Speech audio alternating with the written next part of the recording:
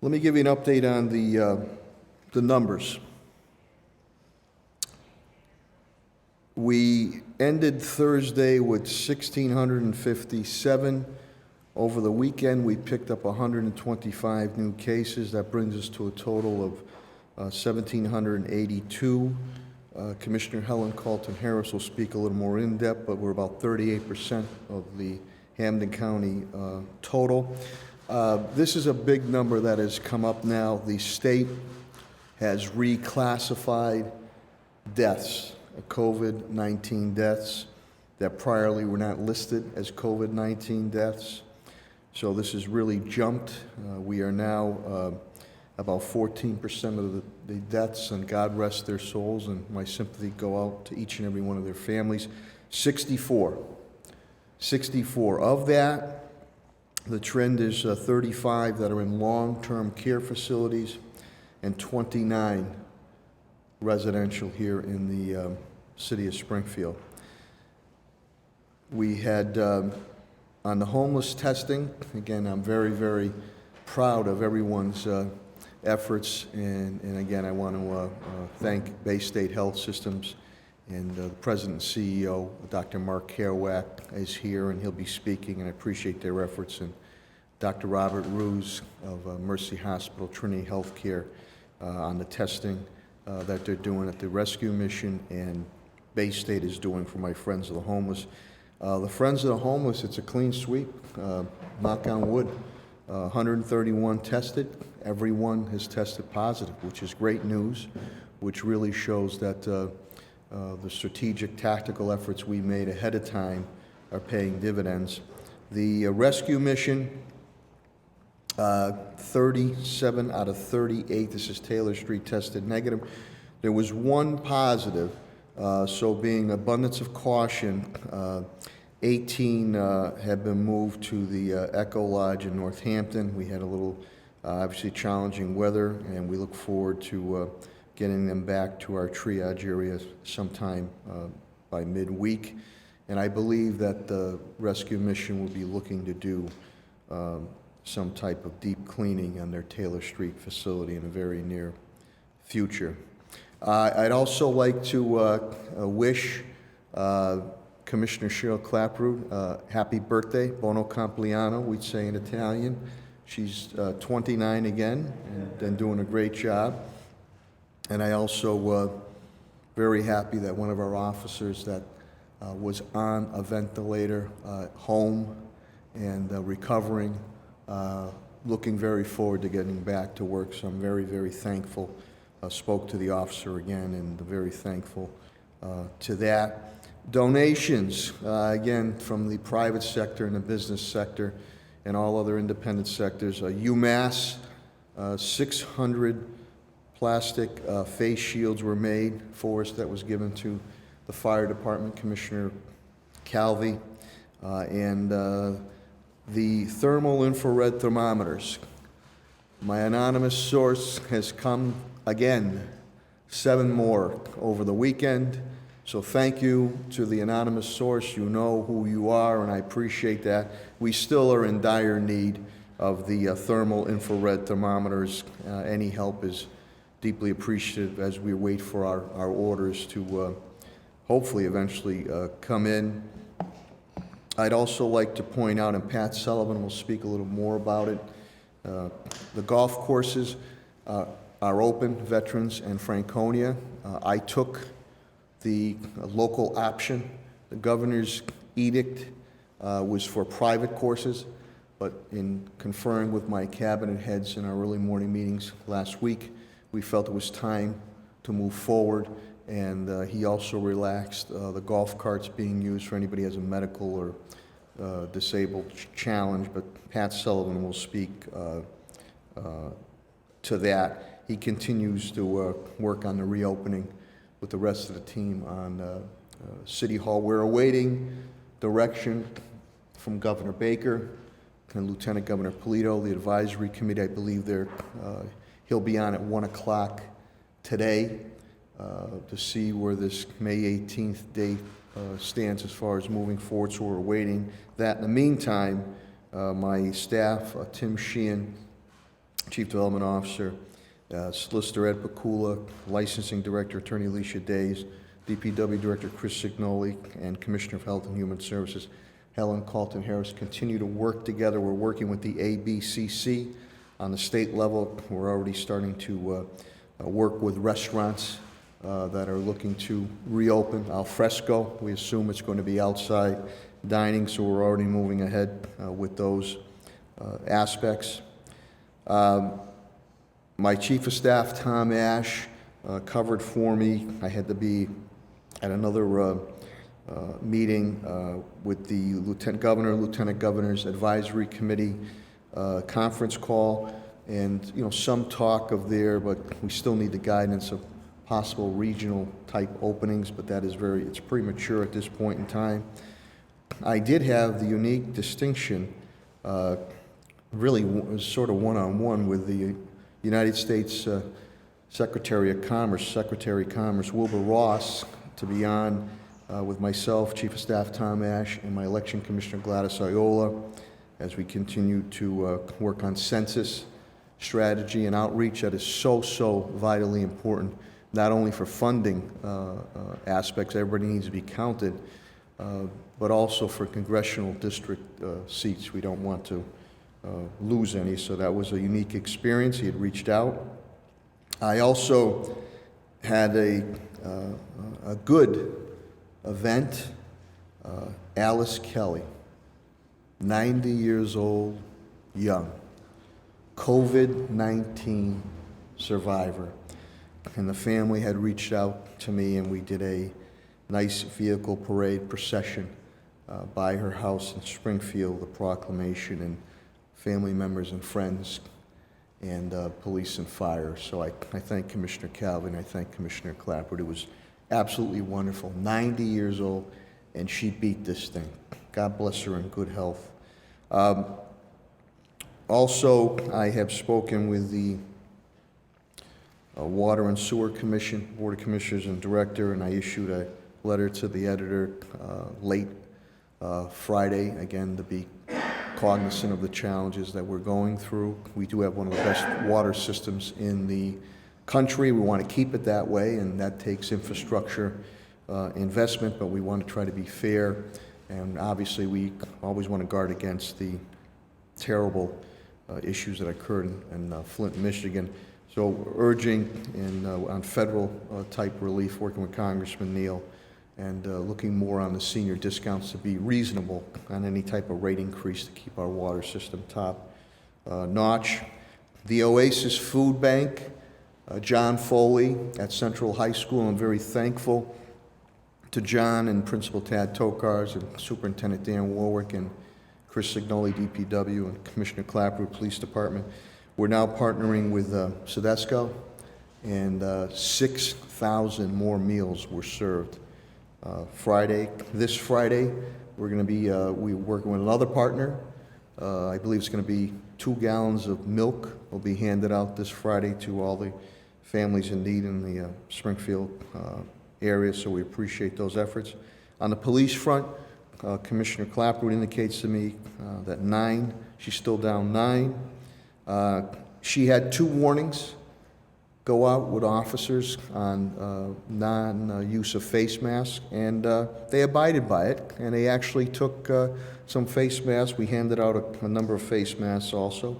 The state police continue to be great partners with us, and the commissioner continues to work with Pat Sullivan and others on the reopening aspects within reason. Superintendent Dan Warwick, who will be speaking an update on our school system, done a tremendous job with his staff. We are now over 601,340 meals served to our students and families, really all the young people of the city of Springfield, of 17 sites, school sites, and we do that breakfast, lunch, dinner, snacks. And the superintendent will explain to you that he's on conference calls with Commissioner Riley and urban superintendents. Nothing like this is, we're really one of the first doing this around the Commonwealth. He'll continue to give you an update on the summer learning We're moving on two fronts, possibility of live or remote. The laptops continue, and the virtual graduations continue to be planned out. DPW Director Chris Signoli, the team has done a great job. They're down 2. Hopefully they'll be at full strength very shortly.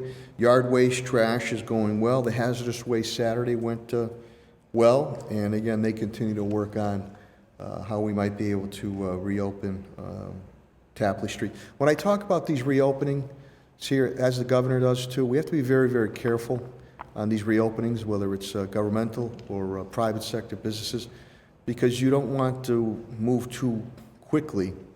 We want to move strategically because of reoccurrence. We've already seen in South Korea, which was commended how aggressively they knocked down the virus. They started to open up, and now they've closed back down. I'd be very interested to see on the statistics coming from some of the other states, whether in the western part of the country, or the southern part of the country, or Midwest, that have opened up. And let's see what their, hopefully not, their infection rate, if that has increased. But, you know, we're moving forward on parallel tracks. On the financial front, update this morning, my CFO, TJ Plant, $2.6 million loss of revenue. We spent about $5.2 million. And Commissioner Clapper strategically, which has kept our numbers down within reason, fluctuating on a COVID-19 coronavirus. She's in, the men and women in blue, dedicated and brave men and women in blue, are in single cars. That's putting a lot of wear and tear on our cars. So we're bringing in, we're buying or being able to get our hands on about another half a dozen or more cars. So we've been expenditure on that.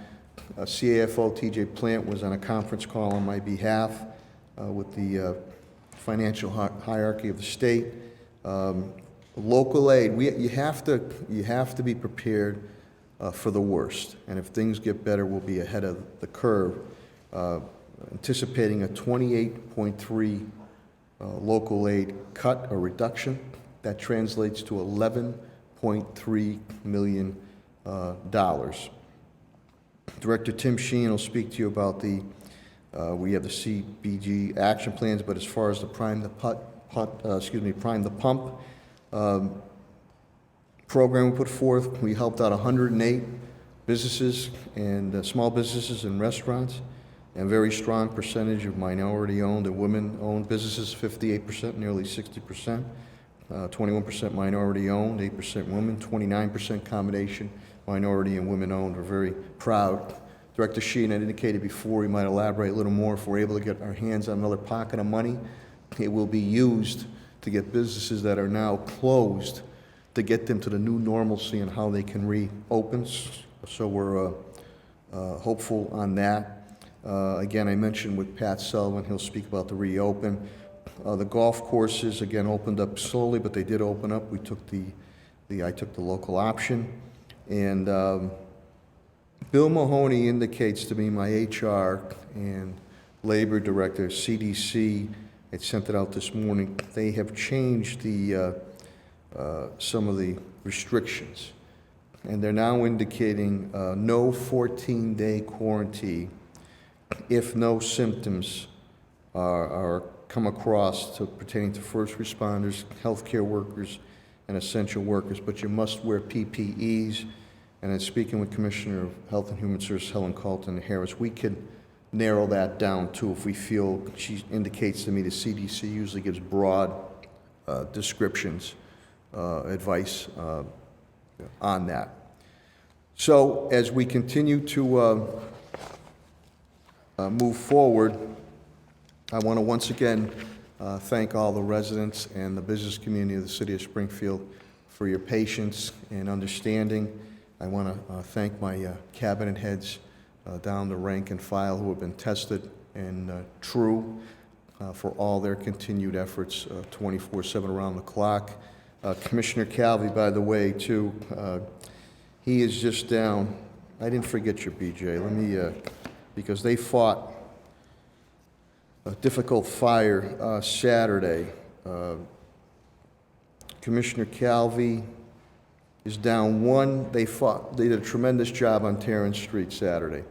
Saturday was almost a bitterly cold winter day with frigid winds, gusts over 55 mile an hour, and they were able to knock down, the houses are very close there, it's a tinderbox. They were able to knock that down before it started to move to make major damages to all the houses on Terrence Street. One of our firefighters was injured, but he's doing okay. We appreciate that. And I know you guys just knocked down a garage fire too this morning at Euclid Ave. So they're out there working. Police is out there working. DPW's out there working. Inspectional Services, Health, and Building and Code are out there working and moving forward.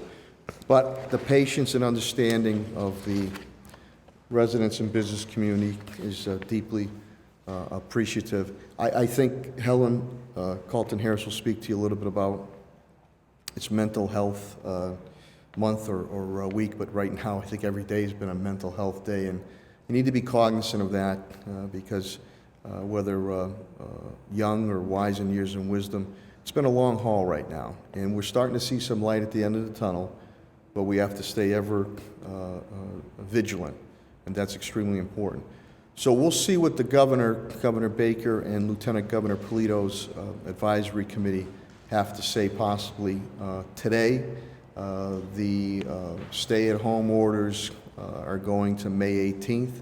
We'll see if those continue to be extended or if they're modified a bit, and then we're going to follow that base lead, and then we'll go from there. In the meantime, it's important that you continue to follow. I know it might sound simple or common sense, but again, wear those masks, especially when you're out and about. Wash those hands. Practice that social distancing. And if you don't feel good, stay home. Stay home, and then we'll be able to move forward. So continue to take these precautions. But as I've said to you before, I'll say it again. We will defeat this COVID-19 coronavirus, and we will get through this together as one and for the better. Again, I'm very, very appreciative that Dr. Mark Kerouac, who again is the President and CEO of Bay State Health Systems, takes the time, as does Dr. Robert Ruse of Mercy Trinity Healthcare, to be here every Monday morning to give an update, to give their medical experience and strategy, but also to give their wisdom. And also I want to thank Patrick Leonardo, who is here from AMR, who has been one of our partners. So with that, I will now bring up the President and CEO of Bay State Health Systems, Dr. Mark Kerouac.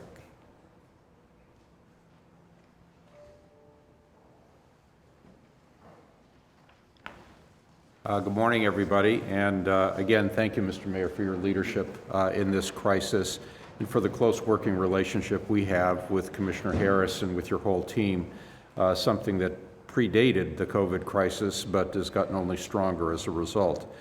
I wanted to acknowledge that Nurses Week, we're in the middle of Nurses Week. It ends on Wednesday, and I just had Mother's Day yesterday, and wanted to acknowledge all the nurses at Bay State Health who've made us all so proud, and also to acknowledge the fact that my mother was a nurse who trained at Springfield Hospital in World War II, and was one of the proudest things she ever did.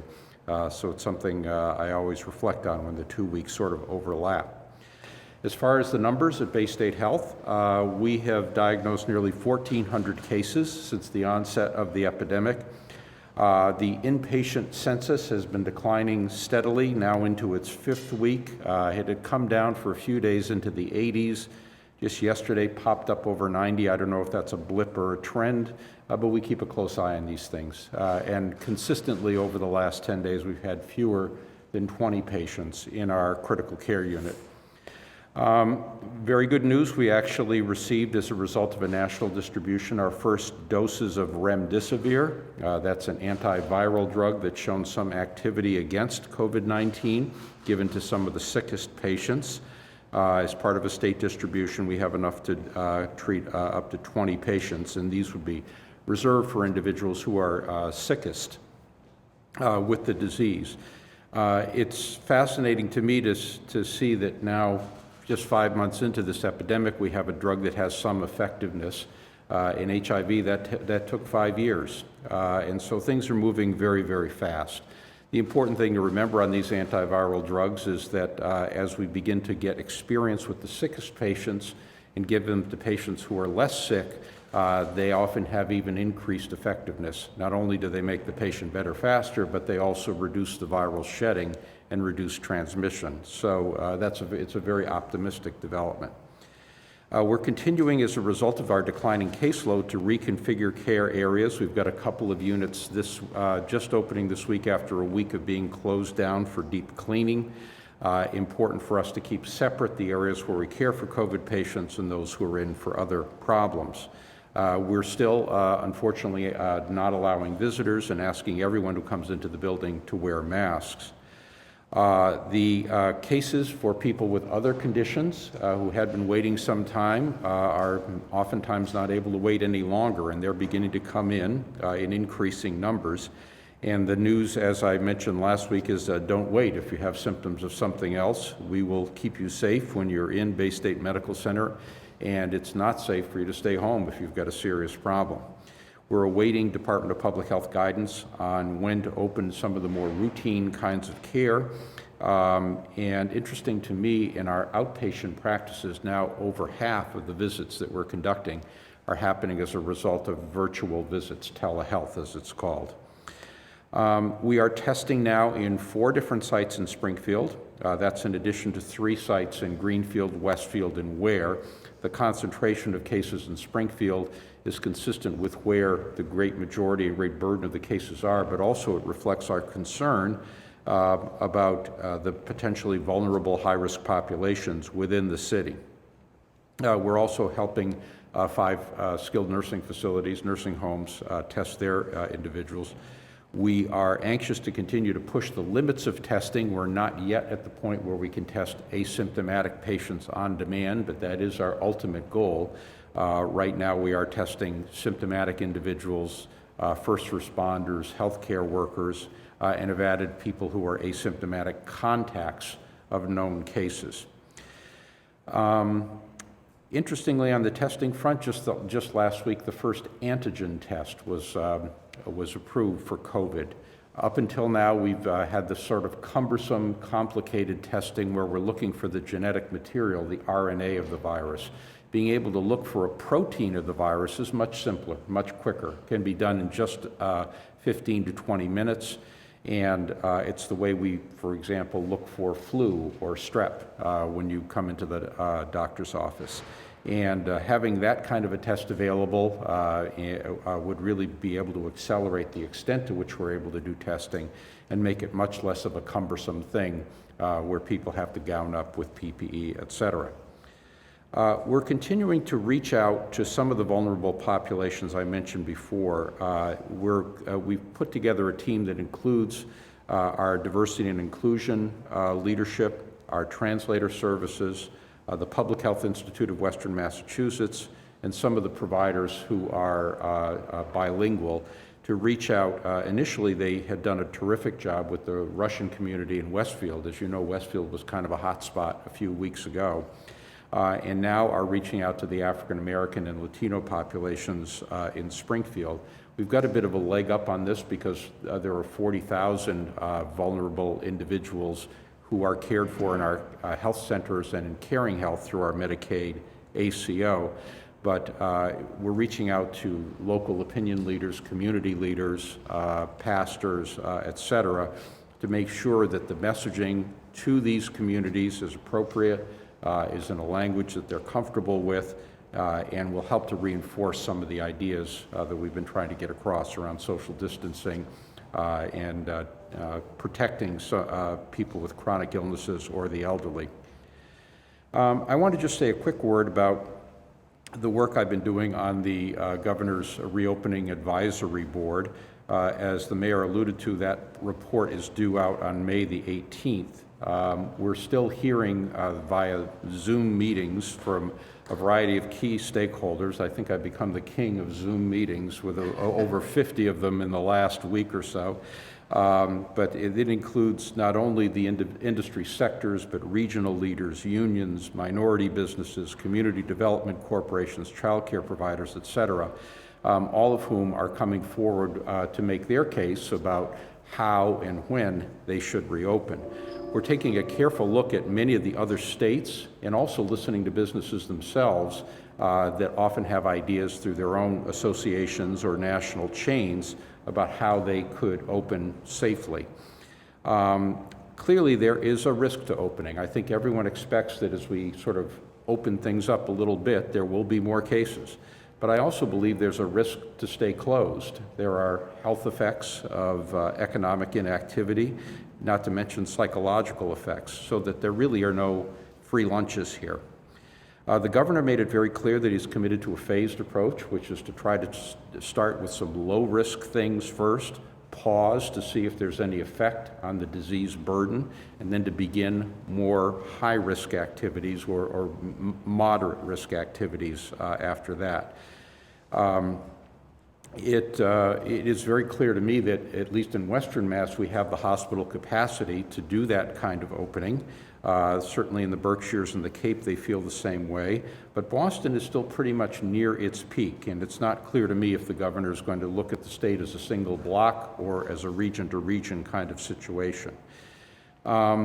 Most of the states that have opened or are opening have adopted a phased a phased approach by sector, but not all of them have followed the same rules. There are good examples from New York, Illinois, and Ohio, and a few other states that have opened more quickly. And as the mayor alluded to, we're going to see what the consequences of that are probably in the next few weeks. I honestly don't know what the final report is going to show. We're kind of in the sausage-making phase right now, and I would remind you that it is an advisory board, so the governor doesn't have to take it as gospel. He can decide to do what he wants to do. But this is what I would bet, based on what I'm seeing from other states and what I'm seeing from the pitches being made by the various industry sectors. And really the headline here is that the old normal is not going to be coming back anytime soon. I believe that we are going to be wearing masks in public for a long time. I believe that we're going to be observing social distancing for a long time, that we're going to value hand washing, cleaning, and disinfection for a long time. As these sectors open up, we're probably going to see them do so at lower capacity and more cleaning in between encounters, which is going to slow things down and make it so that you can't necessarily go whenever you want to the things that facilities that you became accustomed to. We're seeing this happen to a certain extent in some of the grocery stores just recently. One of the other interesting phenomena that's happened in other states is that even as the rules are changed, many of the businesses don't decide to come back. They may wait it out to see what happens first and only come in after some of their colleagues have done so. We're going to see a tremendous growth in working from home. It's going to become, whenever someone can do that, I suspect most employers are going to allow them to do so. We'll see a lot more pickup and delivery of services rather than face-to-face encounters. Some specific examples that struck me from reviewing other states is no dressing rooms in clothing stores, no valet parking at hotels or other establishments, no blow drying in hair salons. Not that that's anything I really would miss. And if anyone's going to be coming back, I was astonished to see that the drive-in movie theaters are making a resurgence. So something from my childhood is coming back. Enjoyed those a lot back in the day. But I think the message is that a slow and steady approach is really our best hope for continued progress. Rushing back to the way things used to be runs the risk of a resurgence, and that would really waste all of the effort all of us have put in for the last 2 months. And so it's something we really need to guard against.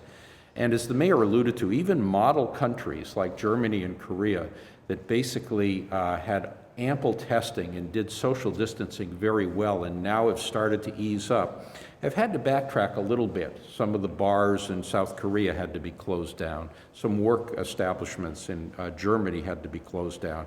And this ability to kind of pounce on any areas of increased activity and get them under control is going to be the key to our being able to take this step-by-step approach.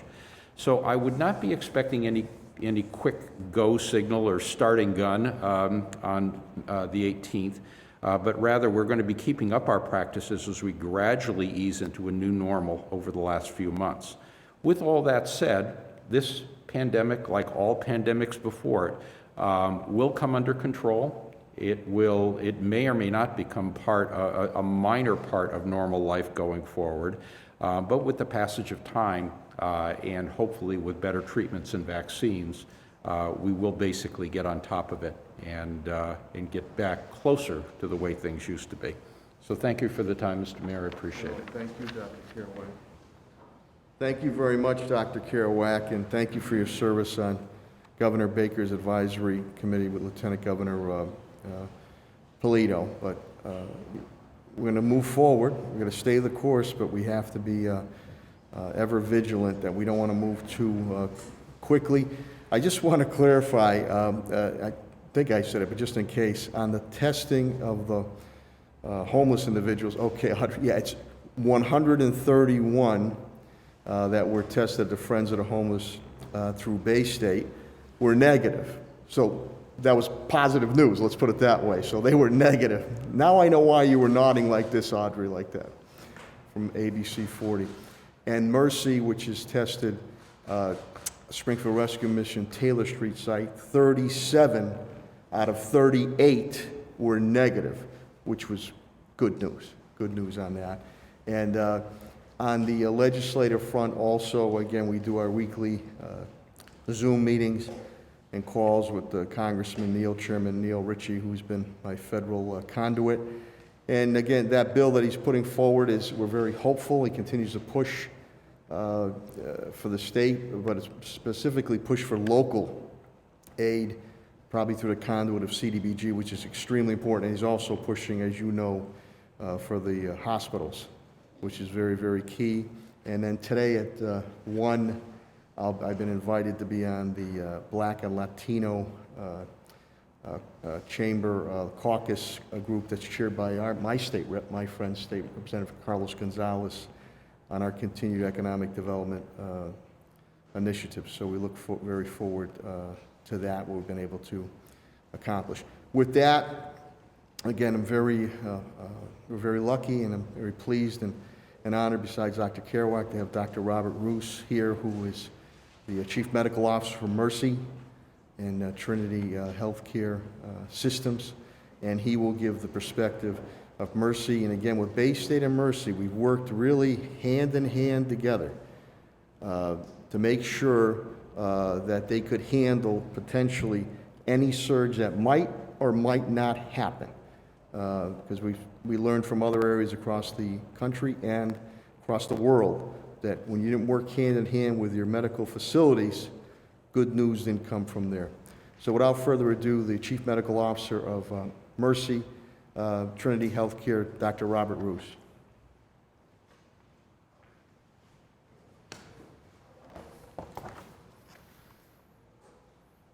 So good morning, and I hope everyone did have a nice Mother's Day yesterday and was able to safely celebrate and remember and recognize the role of mothers, grandmothers, and all the special, strong women in our lives.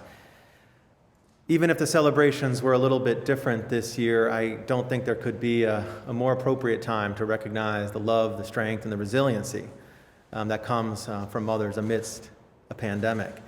I also want to thank the mayor and his team and all the commissioners for their continued steady leadership, the consistency, including these briefings, and the clarity of message. It's incredibly important amidst this crisis. I'm fortunate to be able to collaborate in terms of communicating to the community about the pandemic. I also want to thank the legislative delegation, including all of our representatives and state senators here, locally in Western Massachusetts, and federally, including Congressman Neal's office and our Massachusetts senators who continue to advocate for the appropriate testing, funding, and support to ensure that Massachusetts is treated equitably for our efforts. I think that that's important. I want to say thank you. The reality is that we've all been living and working here in a hot zone, a hot spot, for several months now, battling a fierce infection that still has many unknowns, and in an environment that is fraught with potential risks, where the impact on hospitals and our community has been historic. And it's become very, very clear over the past several weeks and months that this is going to be a marathon.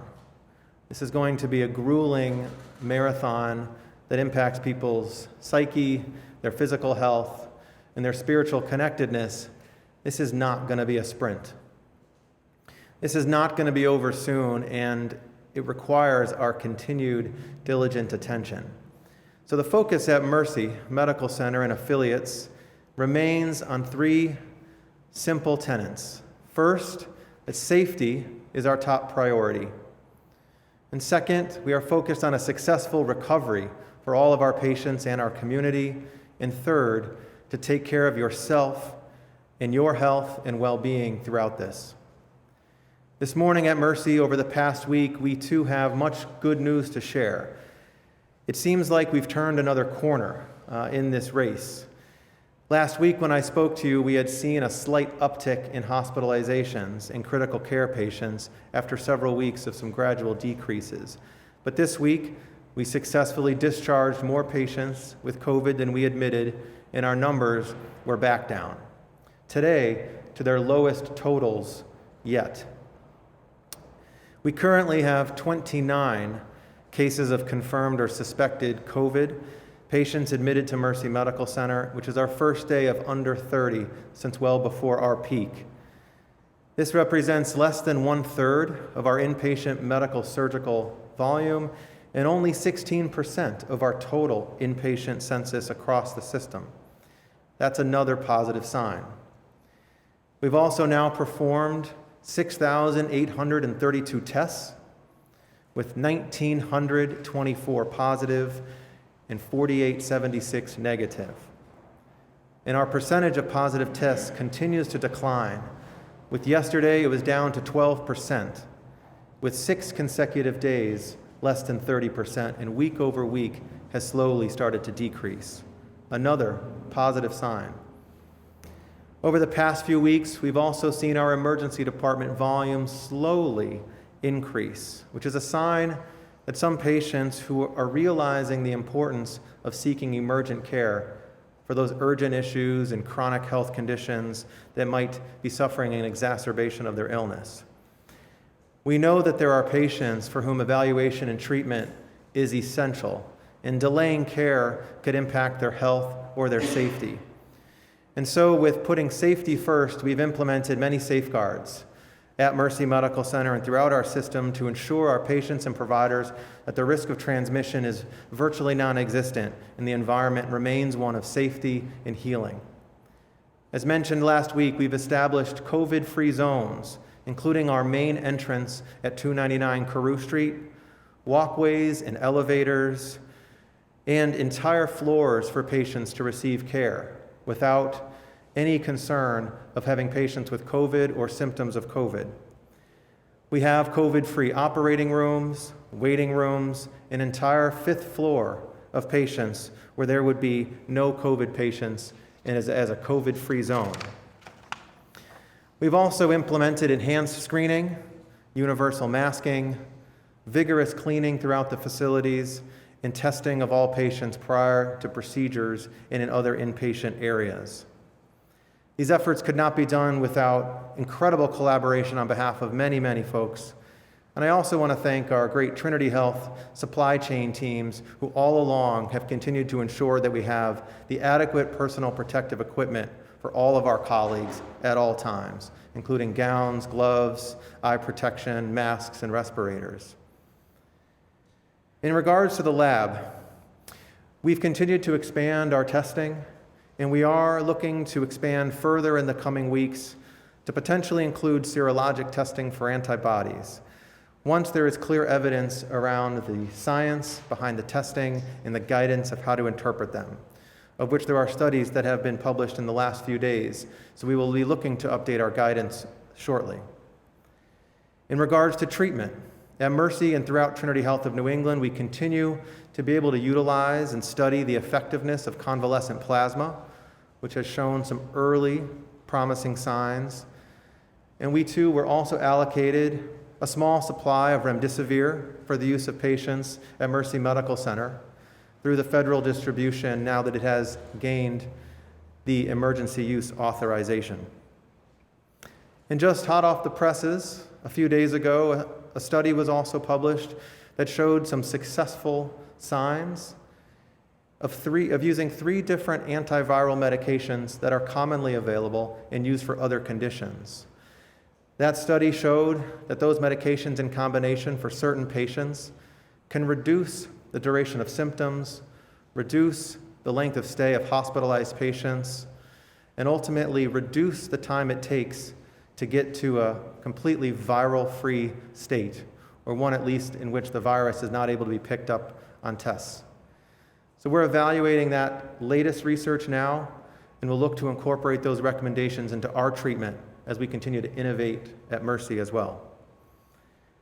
And lastly, because we know that this is a prolonged effort, we've been spending considerable time developing ways that we can build resilience amongst our colleagues, and have developed what we call a comfort team that responds directly to units and areas where people may be dealing with the psychological impact of caring for COVID patients or seeing the distress on a daily basis of individuals who have suffered complications or died.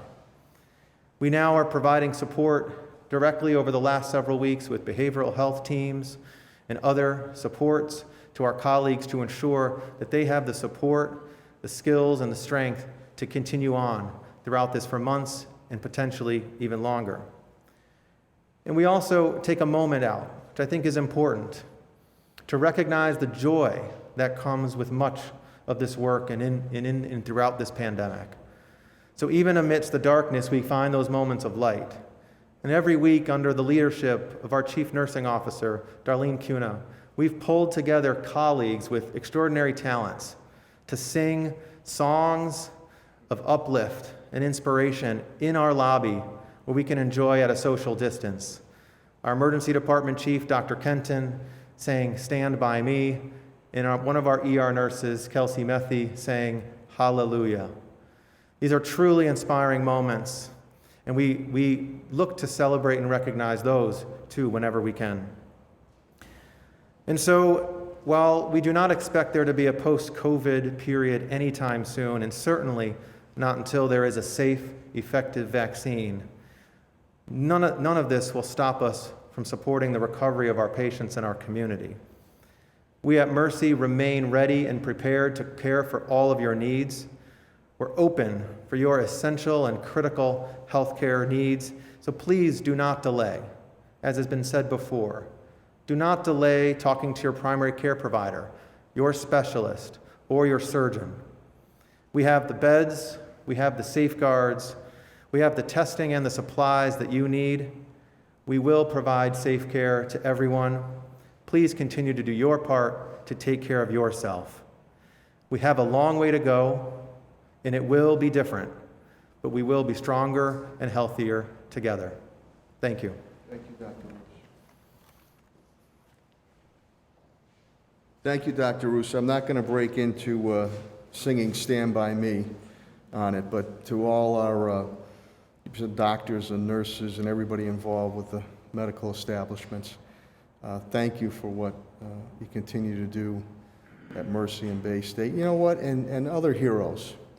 I think one good thing, if there's any good thing that's come out of this COVID-19 coronavirus, there are other people that are important out there right now. Mail carriers, bus drivers, grocery store workers, convenience store workers, funeral directors and staff. Difficult as it is when you lose a loved one, but especially now. You can go on and on and on. Trash being picked up, roads being worked on. So it brings a new light to that.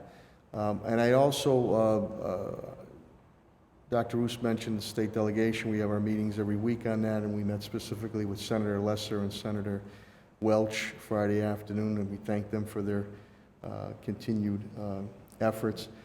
My point person on this whole COVID-19, COVID-19 coronavirus has been Helen Calton Harris, Commissioner of Health and Human Services. Like with all my cabinet heads and rank and files, done a yeoman work. I mean, really, she's done a tremendous job, and I think the key for us to move forward is we're constantly looking for more and more testing, because we want to be able to identify those hotspot areas potentially, and be able to isolate those hotspot areas, be able to contact trace, which Helen moved on with our public school nurses and her staff almost immediately, and work with Governor Baker, and then stop any, then the community mitigation, working with our hospitals. So we've set ourselves up here to be prepared if and when a surge is to occur. But I think you've heard from both Drs. Kerouac and Dr. Roos that though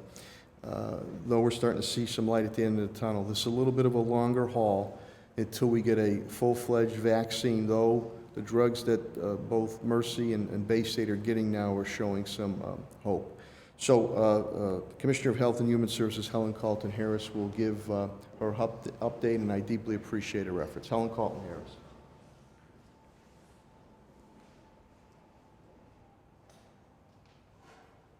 Thank you, Mayor. I'm going to begin with the map, and as always, I want to thank Jason Mann, who is our GIS administrator for the city of Springfield, for working with me consistently to produce this professional map and the numbers to go along with it.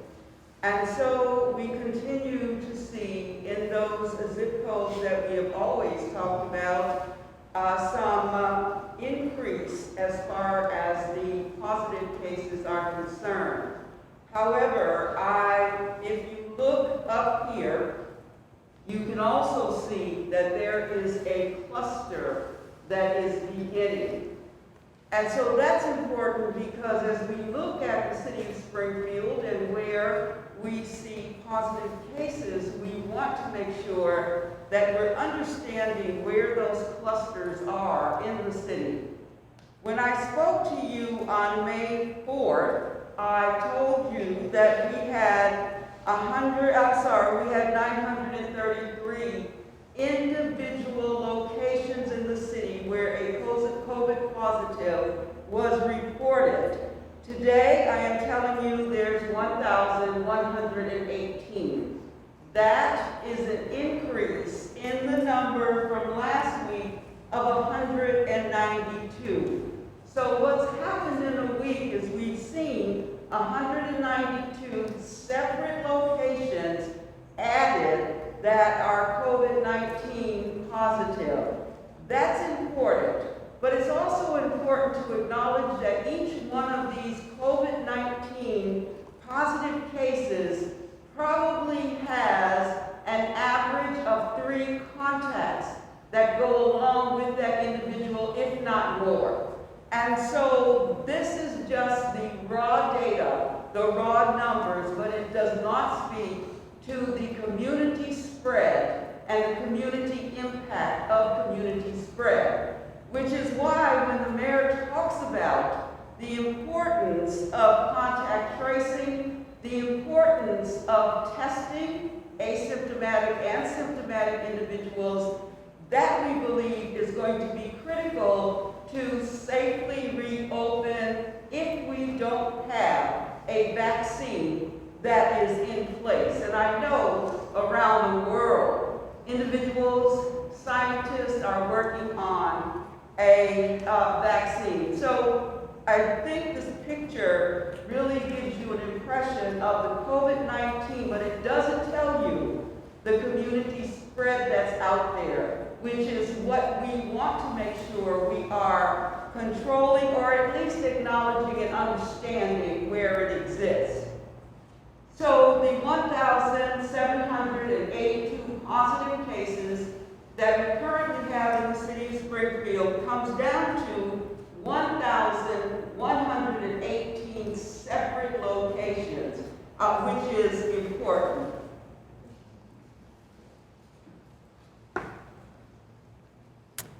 I want to start out, as I did, by thanking Mayor Sarno for his support, thanking Bay State Health for what they have done to assist us at a minimal cost to test 131 individuals.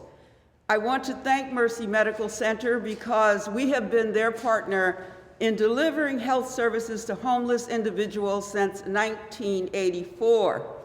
And that effort started in the trunk. I believe it was Sister Julie, who went around in her car to give supplies to homeless individuals. That has grown to us as a partnership, working with over 6,000 individuals and about 14,000 individual visits in 3 counties. So I value and respect our relationship with both of our health centers. The deaths in Hampden County, 449. Of that, 64 are in the city of Springfield total. And we tell you that because on the cause of death, the Department of Health and Human Services gets the burial certificates.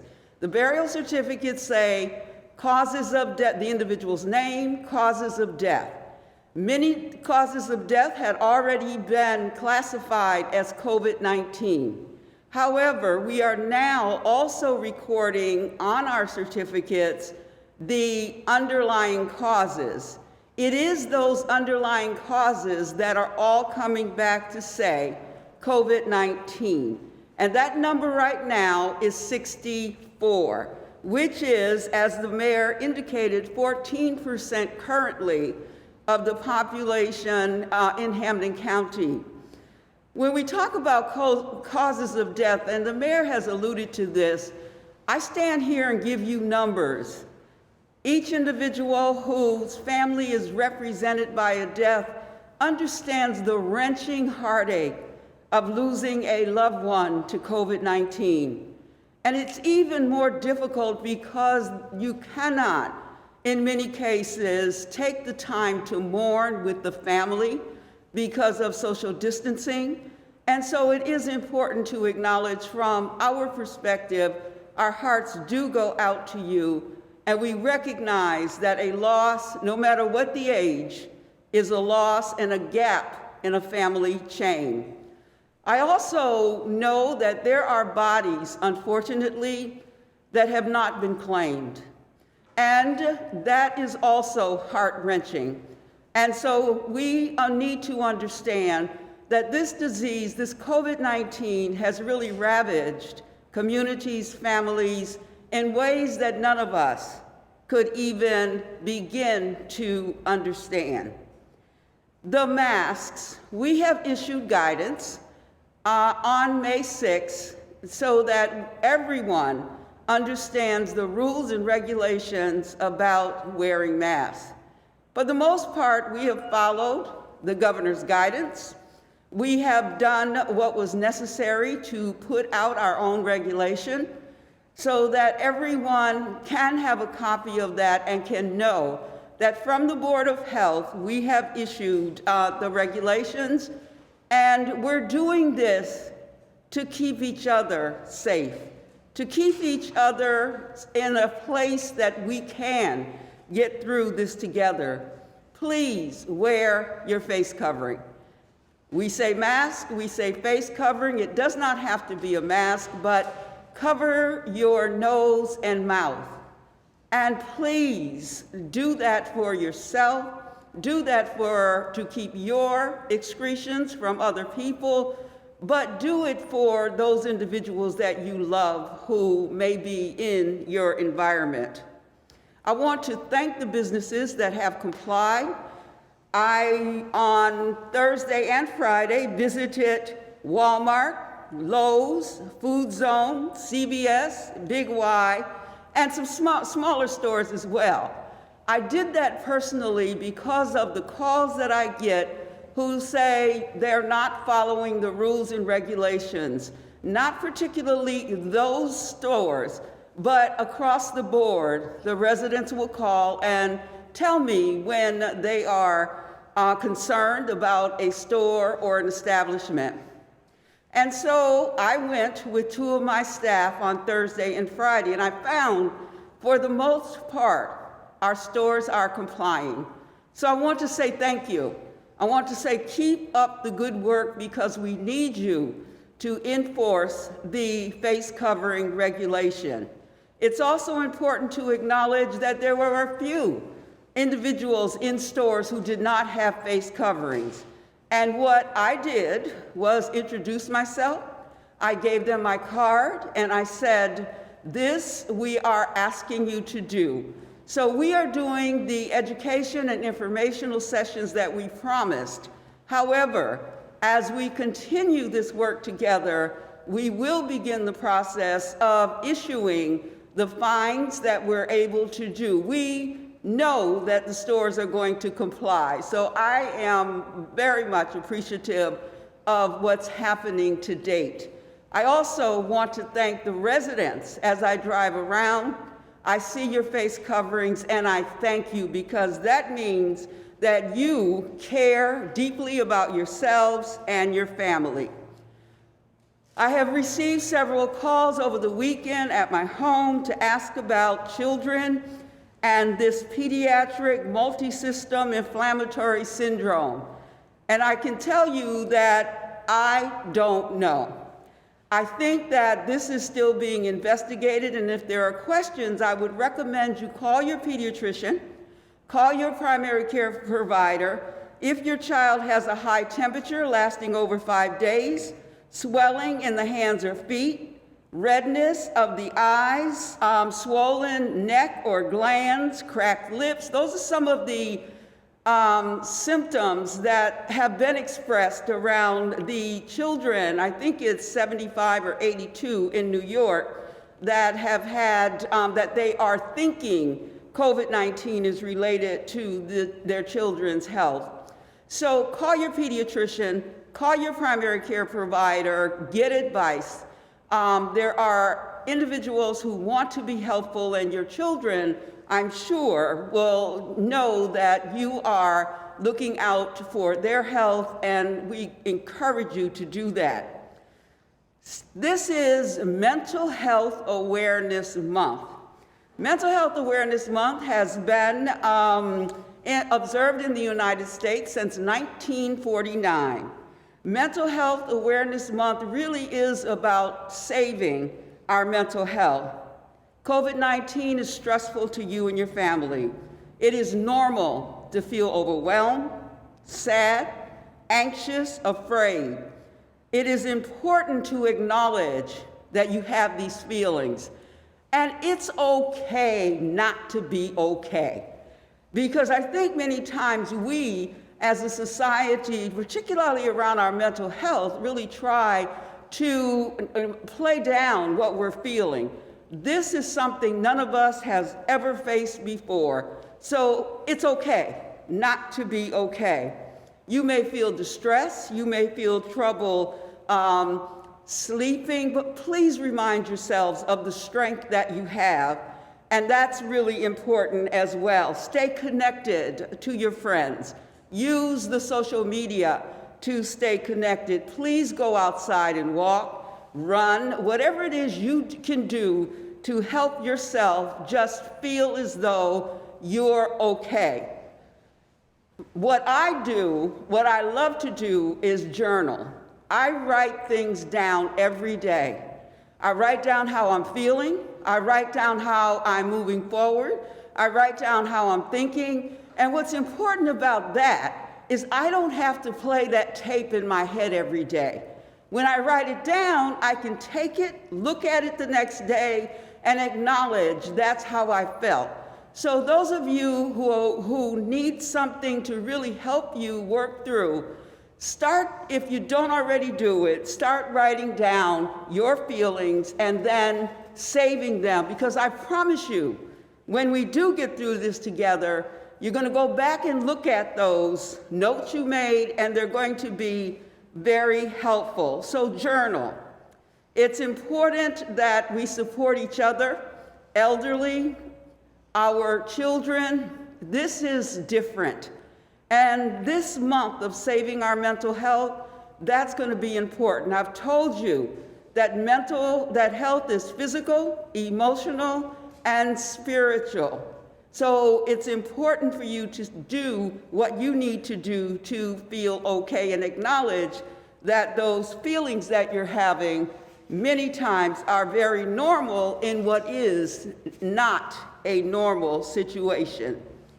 So Maya Angelou said, "We may encounter many defeats, but we must not be defeated." And I think that's important for me in COVID-19. And when I take out these little quotes, I use them because they're important for me to look at as I begin the process of working through this really difficult pandemic, COVID-19. We will not be defeated. The things that we've asked you to do, you're doing so well, and thank you. Stay home, stay healthy, and stay strong. You have within our cabinet a group of individuals who meet every morning at the mayor's direction. We talk about each department, what we're doing, and so it's important because we're committed to moving through this, and we need all of you to be committed with us. And so we do have a hotline at the Department of Health and Human Services. Please use that hotline to call with any questions, any referrals that you need. Again, thank you to the most amazing two health systems in the world, Trinity Health, Mercy Medical Center, and Bay State Health. Dr. Roos, Dr. Kerouac, you are the foundation on which we're all standing, and I appreciate the support under my feet. Thank you so much. Nice shoes, Helen.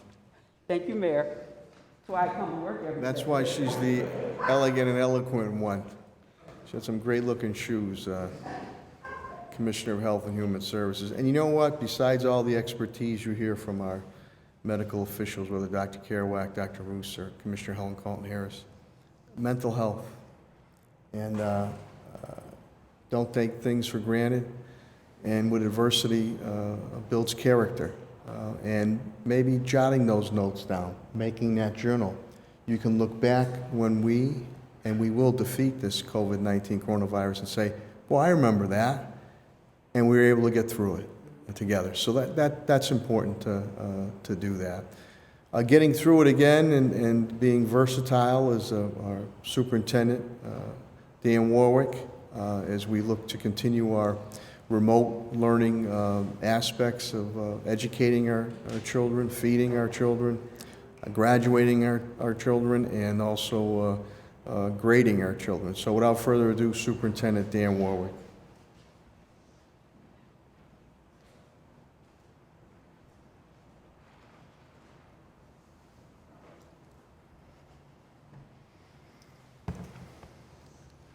Good morning. As of Friday, in the city of Springfield, we have distributed 601,340 meals. We have 17 sites going. We added an 18th site on Friday, Central High School.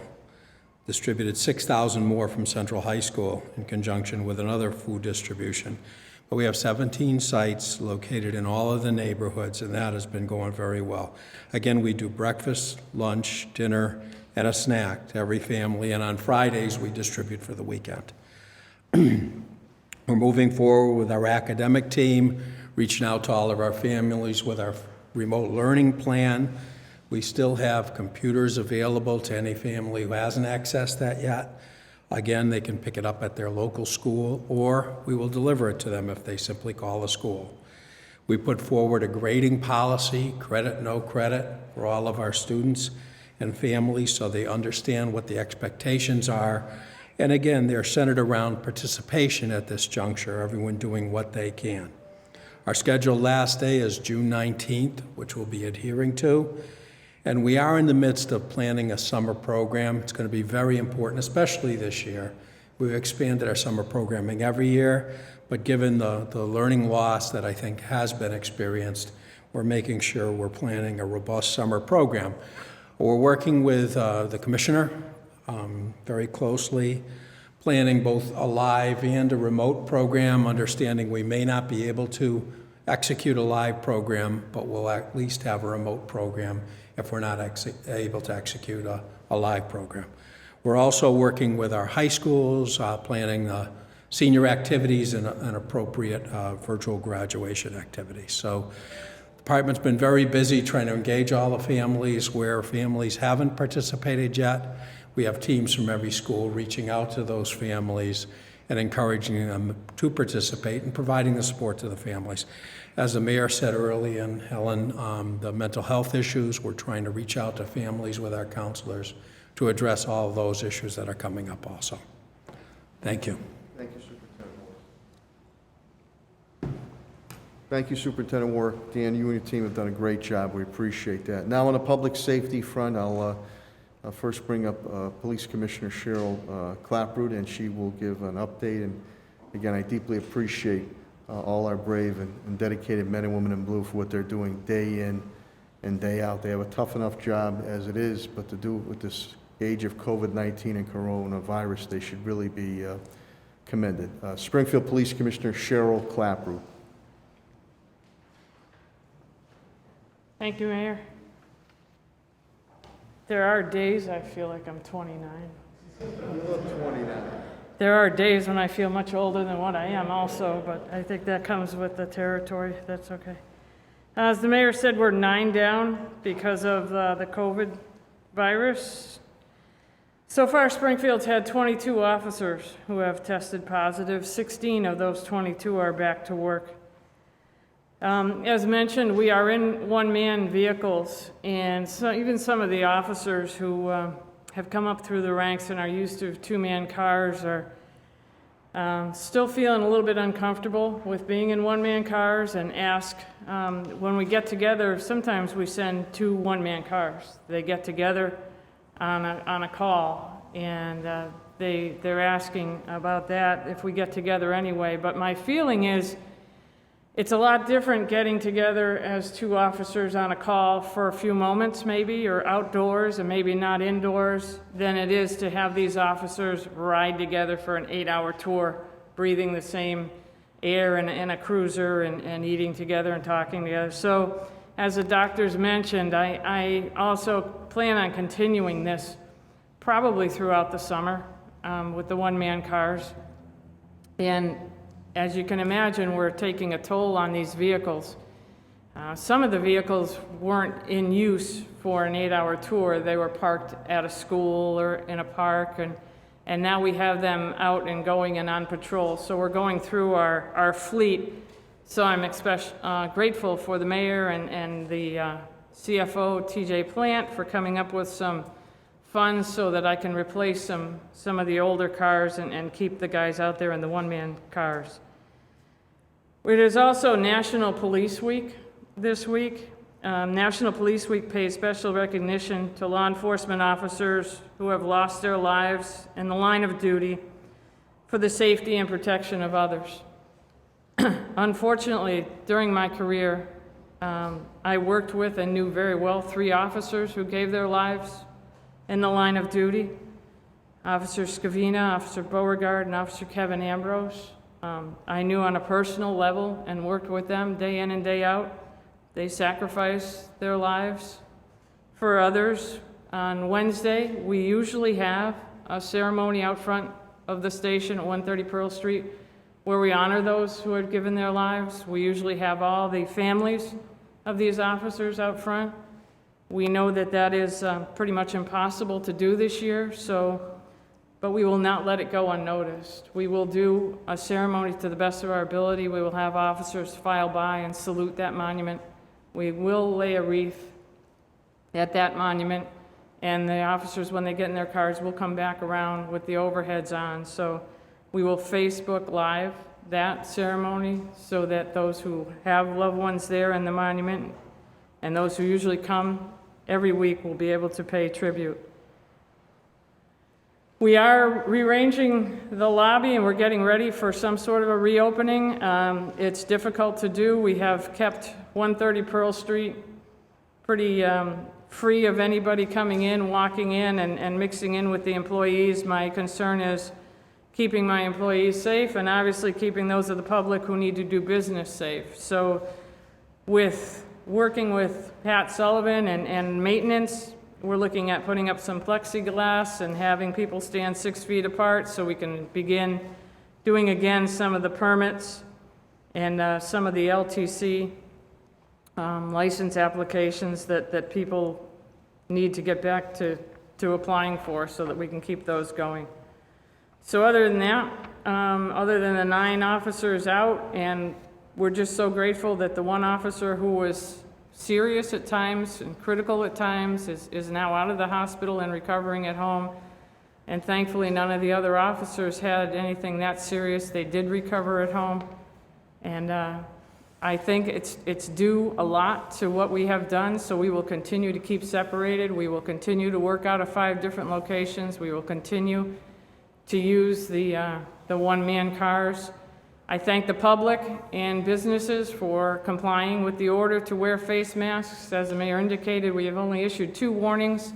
We have handed out some surgical masks, and basically most people are complying with that order. It makes it a lot easier for my women and men out on the street, and I thank you for that. Thank you, Mr. Mayor. Thank you, Commissioner Clapper.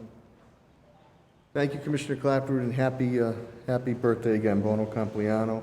As Commissioner Clapper alluded to on getting more vehicles of wear and tear, again, we are tracking through my CAFO TJ plant, as we have done with other natural man-made disasters, every dime we're spending, and I will go after every dime of reimbursement for the residents and business community taxpayers of the city of Springfield. But we can't put a price tag on what needs to be done to keep our residents safe and sound and to keep our business community moving forward with that. On the fire front, Commissioner Bernard B.J. Calvi, and again, they did a hell of a job on Terrence Street, which is really Roderick L. Ireland Way. State Supreme Court Justice, first African American and a good friend, knocking down that fire. So, Springfield Fire Commissioner B.J. Calvin. Good morning, Mayor. Thank you. Good morning, everybody. Currently at the Springfield Fire Department, we have 1 firefighter out with COVID-related illness. We have 1 dispatcher out in self-quarantine at this time. So those are great numbers. We're a department of roughly 258 people. So to have 1 person out is a testament to the hard work of everybody at the fire department, putting in an extra effort to make sure the stations are sterilized, the equipment's clean, and everybody's maintaining social distance as best we can. It's important that everybody remain vigilant out in the communities as the disposal of smoking materials, candle use, disposing of matches, and any other combustible material. As I've stated before, when it comes to a fire, we can't social distance and we can't wear face coverings.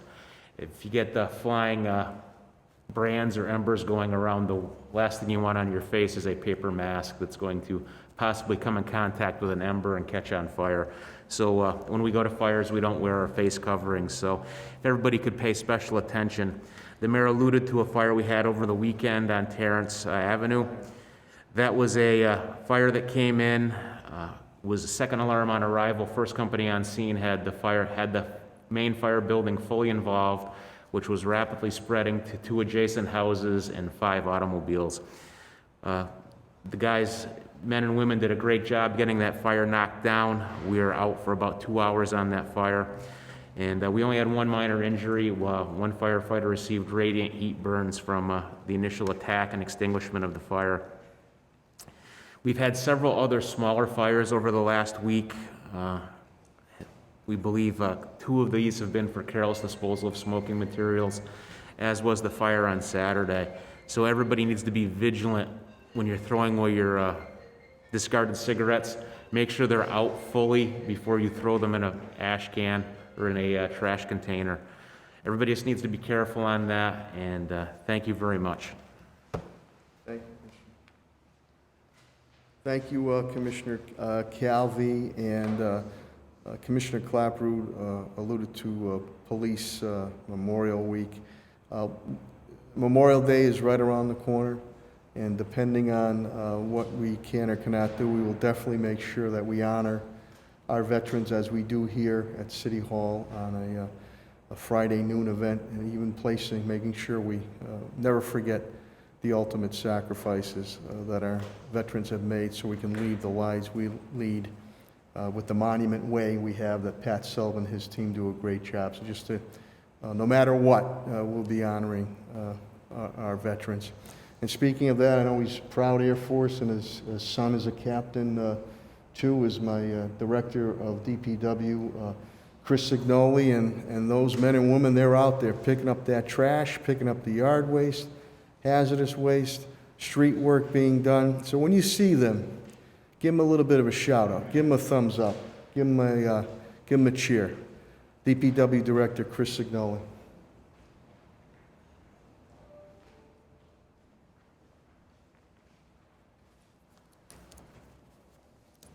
Mayor, thank you. One item, as we mentioned, there's been a lot of weeks. It's been Mental Health Month.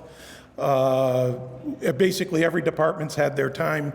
Next week is Public Works Week. So we get our one month or 1 week in the sun this year. So as far as the DPW is concerned, excuse me, we've had 2 employees. One is back today, one is back tomorrow, so we are at full strength. Household hazardous waste event happened this past weekend. It went excellent. There is another one scheduled for June 6th. Contact 311. A couple notes. This is not where you dispose of TVs. This is not where you dispose of washers, dryers, mattresses. These are household hazardous waste items. Paint, latex paint. Latex paint can be dried out at your home and put in regular trash. So if you need to dry it out before trash is picked up, do it that way. It will not be taken at Household Hazardous Waste Day. Call 311 to get the appointments for June. As Pat Sullivan and as the mayor mentioned, putting together a plan for reopening various locations throughout the city. The Tapley Street facility houses the building department, code department, Office of Planning and Economic Development, DPW, and retirement. So as the governor's rules come in and how we do it in the city, those plans for reopening Tapley Street will be rolled out. At a minimum, the buildings will not be open to the general public, most likely just through appointment basis. So you will not be able to walk into the building. But as we work through this week, those plans will be advertised to the general public and to the staff inside DPW. As I mentioned in the past, general construction starts to ramp up. 6 corners in the Bay and Berkshire project are fully under construction at this point. And we are starting to see an interruption in the supply chain of some of our standard materials that we use inside of DPW, especially on the traffic side. So some of our repairs may be taking a little longer in trying to get equipment, but we are trying to stay on top of that as soon as possible. And that is it for the Department of Public Works. Thank you. Thanks, Chris. Thank you, Director Signoli, and to the residents and business community, thanks for your patience. Yeah, the supply chain has slowed down a little bit. I know visiting St. Michael's Cemetery this weekend to see my mom and dad, they know the light is down, traffic light, they're waiting the parts, but it's been pretty good. Your DPW monitoring stop signs and the police department, we've really had no issues there. And I was by 6 Corners this weekend, and that's coming along very well at that point in time. We talk about the reopening of buildings, and Pat Sullivan and his team and his whole workforce, they're constantly cleaning all our buildings. They have the sanitation guns, they're using it all the time in every one of our offices, and has done a good job being able to keep our parks open and under control with the staff, our police department, Sheriff Nick Cochise, partnering with the police department on patrols. So Pat Sullivan will give you an update on the parks, facilities management, and maybe a little bit on golf. So the Director of Facilities Management and Park Superintendent, the Wizard of Oz, Pat Sullivan. Thank you, Mayor. As discussed by Helen and Chris Signoli and the Mayor, we are preparing for the reopening of our government. At this time, we are still awaiting the Governor's guidance, but anticipating appointments will be necessary for the first 2 weeks. These phone numbers will be posted at the city's website by the end of this week. But when you arrive to City Hall or Tapler Street, your temperature will be taken prior to entering the building. Anyone with a temperature of 100.3 or higher will not be permitted into the building. The entrance for City Hall will be the back entrance, and the Tapley Street entrance will be the current main entrance at the platform. As the Mayor indicated, the golf courses did open on Sunday. If you would like to play our golf courses, tee times must be called in advance, and for veterans, that number is 787-6467. And for Franconia, it is 787-6449. And I would like to echo the Mayor and thank the Mayor for his support and for all of our park and building maintenance employees who have done a great job keeping us all safe during this time. And to my fellow cabinet members, thank you for your support. Thank you. Thanks, Pat. Thank you, Director Sullivan. Director Sullivan is also working on, if we can, you know, it's the old adage, a long, hot summer, and if possible, we're going to see what we can do with our sprayscapes, with socially distancing and structured type activities or programs. So we are looking at that. We don't know what direction we can or might be able to do or not do pertaining to waterways, but we feel that we want to be able to do something that's plausible with our sprayscapes to bring relief, not only to our kids, young, but wise in years and wisdom. You're gonna need that, and we're gonna see what we can do to work it out. Every time I introduce my director, Chief Development Officer Tim Sheen, again, Springfield's in the business of doing business, and proud of what we've been able to accomplish. We want to do more to keep our businesses going and also prepare the ones who have not been able to open yet toward a new normalcy. So Director Sheehan will give you an update on that. Chief Development Officer Tim Sheehan.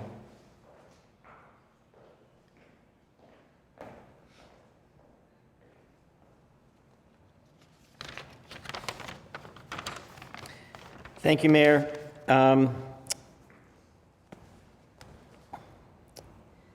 The Round 1 awards have been fully contracted at this point. Payments continue to go out. Based on the vendor forms that were submitted with the contracts, I'd like to give you a little bit of an update as to what the minority business status is with regards to the awards. As the Mayor indicated, 58% of the businesses assisted through the grant program are minority-owned, women-owned, or minority/women-owned. That breaks down to 21% minority-owned, 8% women-owned, and 29% minority women-owned. Roughly half of the Round 2 awards have been contracted, and the first round of payments for Round 2 are expected to be made this week.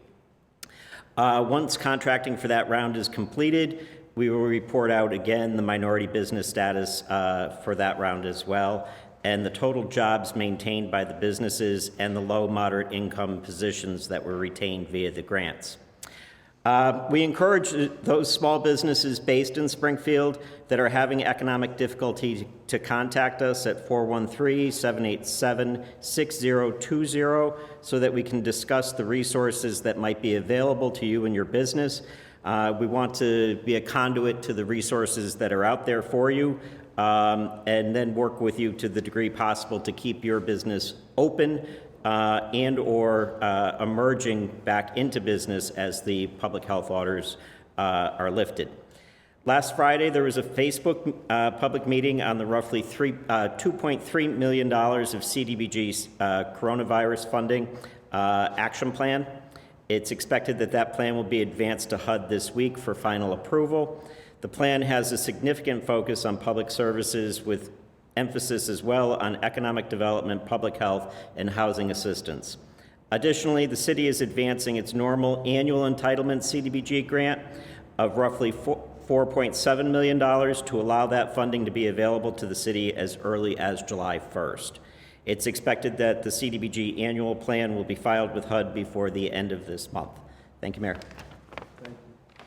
Thank you, Director Sheen, and to all your staff. Again, we've put out nearly $750,000, and Tim works very closely with CAFO TJ Plant, with Congressman Neal's office, Billy Tranghese, and my Chief of Staff, Tom Ash, as we continue to, the Congressman continues to navigate on that next bill, which we're very hopeful, not only state direct help, but direct help to cities, which we would use the CDBG conduit moving forward. I don't know if Attorney Bill Mahoney, who's my Labor HR Director, anything that you'd like to add, Bill, or clarify? Solicitor Pakula, TJ, CFO, TJ Plant, I know he gave me the financial figures. He's upstairs right now, but anything, Bill? You're good? Okay. So with that, let me turn it over to the media. And again, I'm deeply appreciative of the media being here, making sure you get the message out. A lot of times, a lot of miscommunication out there.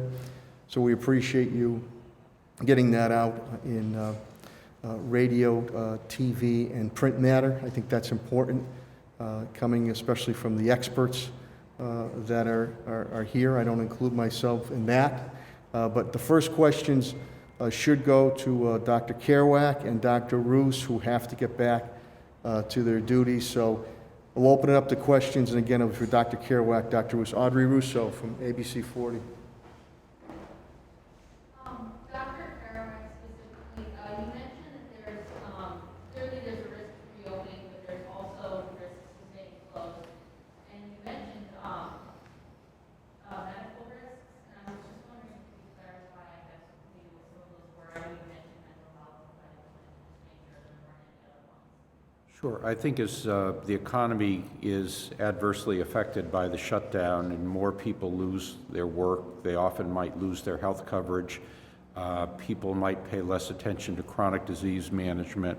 And so one always sees in poorer communities that there are health impacts of, economic distress like we're experiencing now.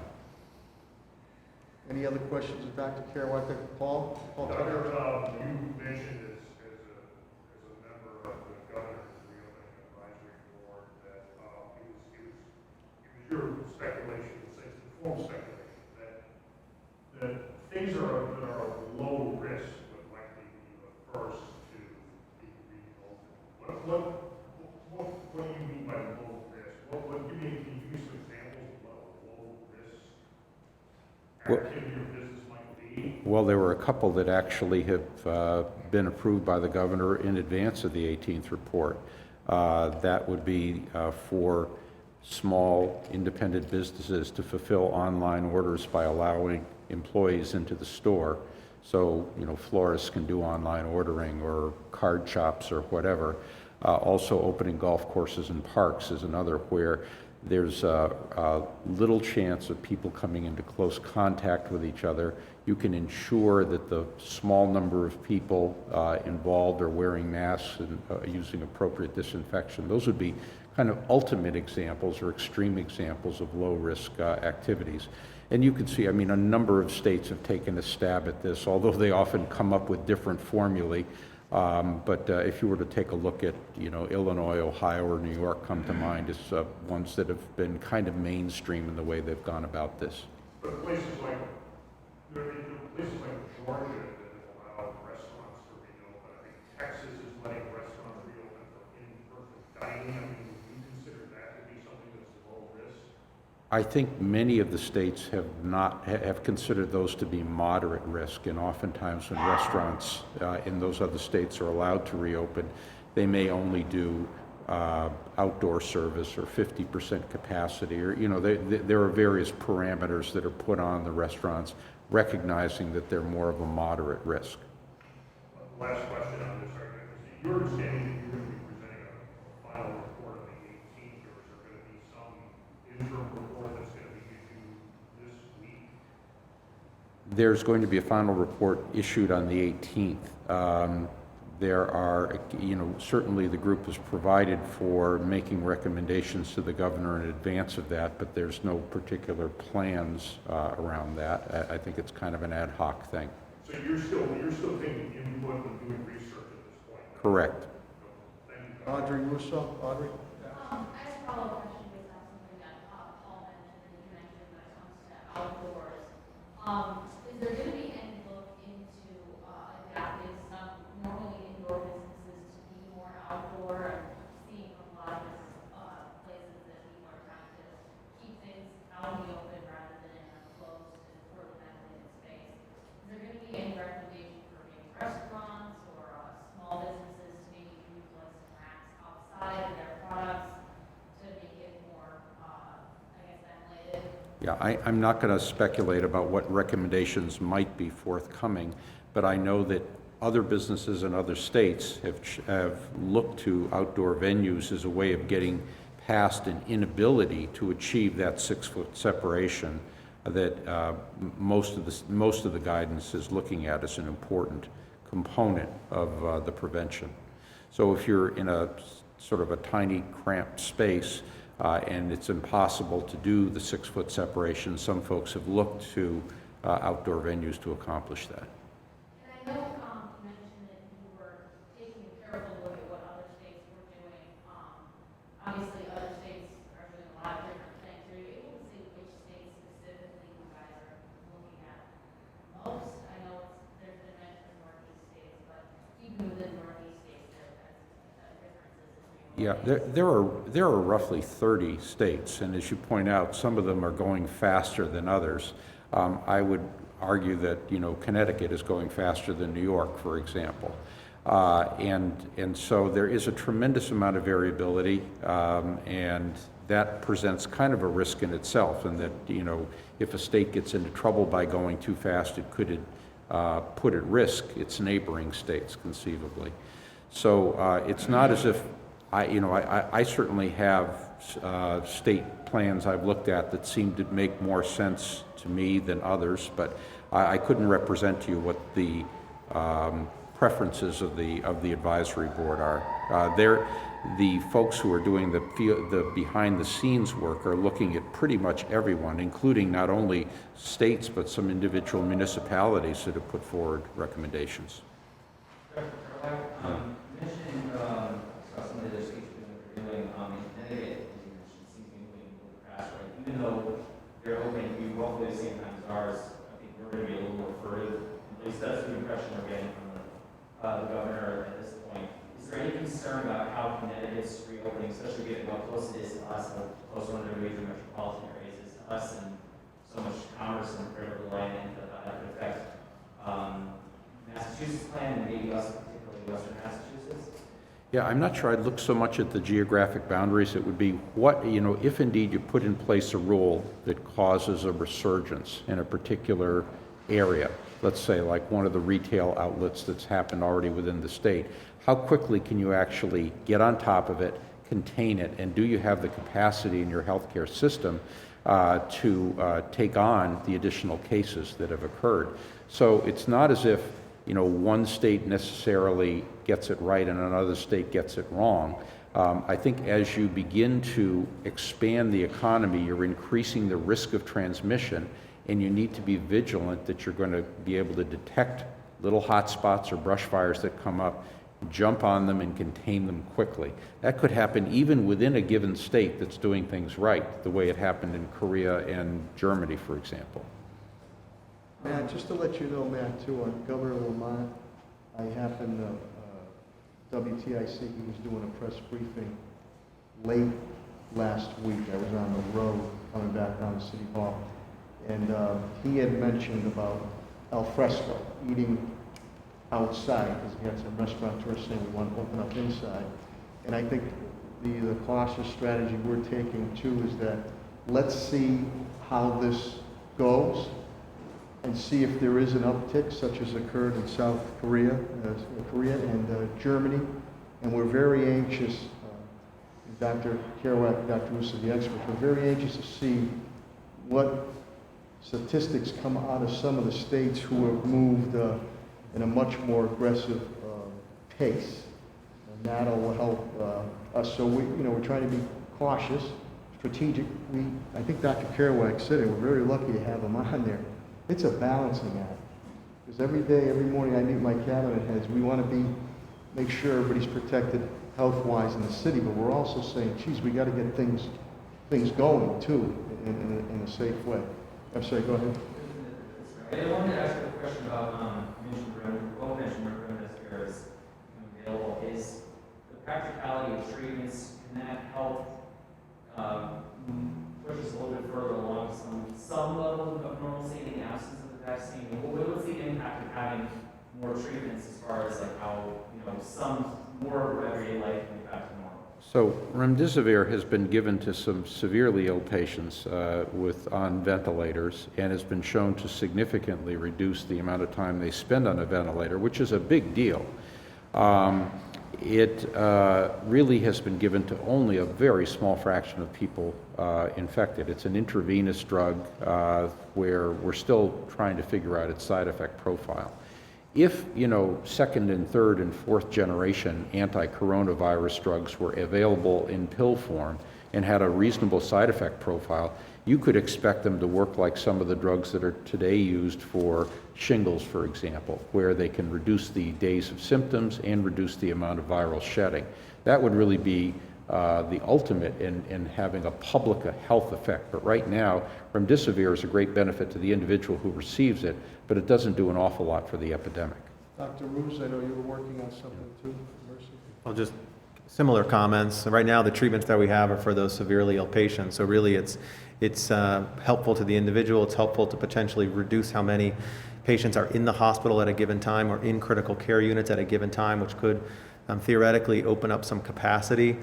But even with the recent studies of other antivirals that was just published, those those medications are also medications that come with some side effects that would need to be monitored and only be given to patients that have significant illness. So a lot of, as Dr. Kerouac mentioned earlier in his remarks, a lot of tremendous work happening very quickly to bring some treatments and study these treatments online for the novel coronavirus, but still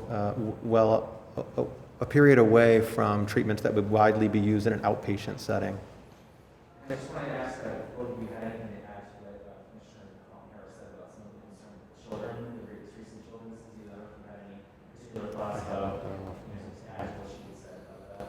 No, I think that children occasionally get seriously ill. There have been some significant complications reported in New York just recently. By and large, children do not get serious illness from coronavirus, although they may be a factor in spreading the disease to others who might be at greater risk of getting seriously ill. Agreed. Any other questions of Dr. Kerouac, Dr. Roos? Thank you, gentlemen, both, Dr. Kerouac, Dr. Roos, for being here. You're only a phone call away anytime, for being here every Monday. We're going to continue to do this with the expertise of Dr. Kerouac, the President and CEO of Bay State Health Systems, and the Chief Medical Officer of Mercy and Trinity, and I deeply appreciate it. I know the public really appreciates it. So if no other questions, I'll let them go about their business.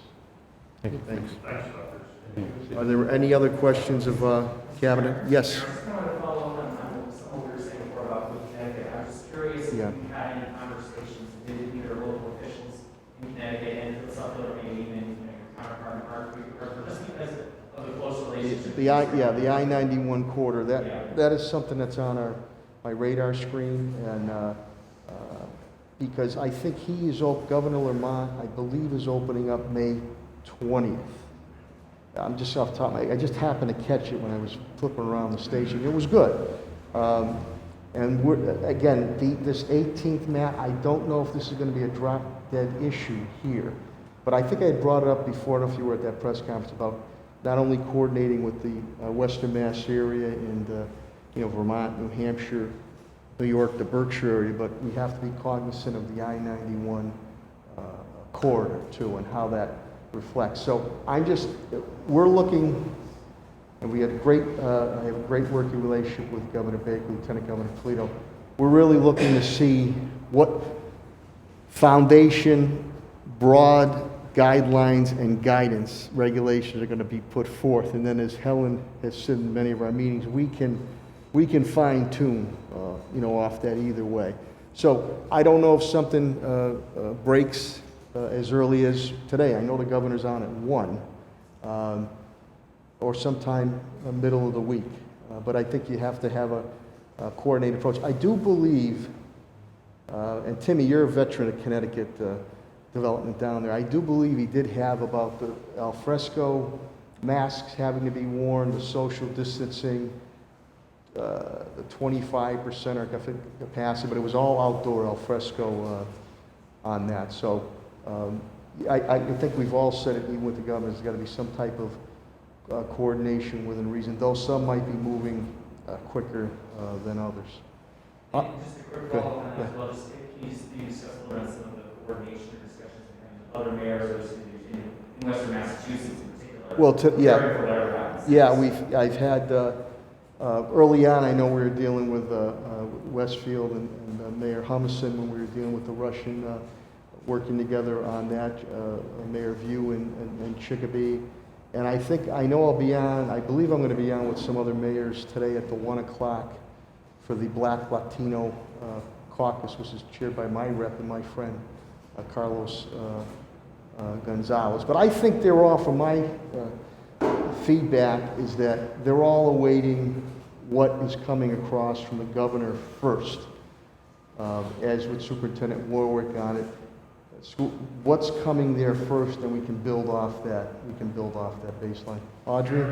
Yeah, let me, Audrey, now go to your Paul. And again, any of my cabinet heads here too. Is a question for perhaps you and Mr. Sheehan, if possible? Sure, I'll bring Director Sheen up. Yeah. And Paul. And basically, I'm just wondering if you guys could respond to reports that MGM Springfield could be laying off close to 1,900 employees. Well, I think I said before, I think it's to the Globe, the Boston Globe, that reached out to me. We're working with any and all businesses, whether large or small, to make sure that they can get back on their feet. What this COVID-19 coronavirus has done is it has changed the landscape of the workforce. And whether private or governmental, many adjustments are being temporarily made. But we're looking to, again, which we've done small businesses or large businesses, which we're also working with too, to avail themselves of anything that is available at local level, more specifically on the state and federal level, to get them back going. I know that they're doing Macabre. They are open in Macabre in a scaled-down version. I know they're working with Bill Hornbuckle. They're working on variations on how they can open up in other areas of the United States, including Springfield. But a lot of it has to come based off what guidelines are going to be put forth by the governor, public health officials, the Mass Gaming Commission. But we have seen a number of businesses, whether they furloughed or they've laid off. I'm trying to keep our services going here and keep everybody working. But you're going to see a new lay of the land, a new normalcy until a vaccine occurs, where people will say, and I'll let Timmy speak about it, we speak about it a number of times, workforce is going to change, public or governmental. They might say, geez, we've been able to get through this with certain bodies on the street, and we might not need as much square footage as we needed before to do some of this remote stuff. So it's all, but we want to be there to help any way we can to get people back to work and commerce going. But I'll turn it over to Director Sheehan. I think one of the most important things with regards to MGM's reopening is that they're bringing the science to the table. I mean, they actually have epidemiologists on their task force advising them as to, what modifications they're going to need to make to their floor in order to make it an effective reopening. But to the point that the mayor's making, I mean, it's going to be clear that until there's a vaccine, there's going to be protocols in place that are not necessarily going to allow for a crap table to have as many people around it as there used to be. But I think it's very encouraging that MGM is very focused on making sure that the health of the folks that are coming to visit them when they reopen, and the health of their employees are ultimately their primary concern. Just my chief of staff, Tom Ashton, told me, and I saw the report in my homeland country of Italy, it was a big soccer game. Bergamo, Italy, I think it was 75,000 in the stadium. This is prior to COVID-19 coronavirus really hitting. It was very early it was late February or very early in March.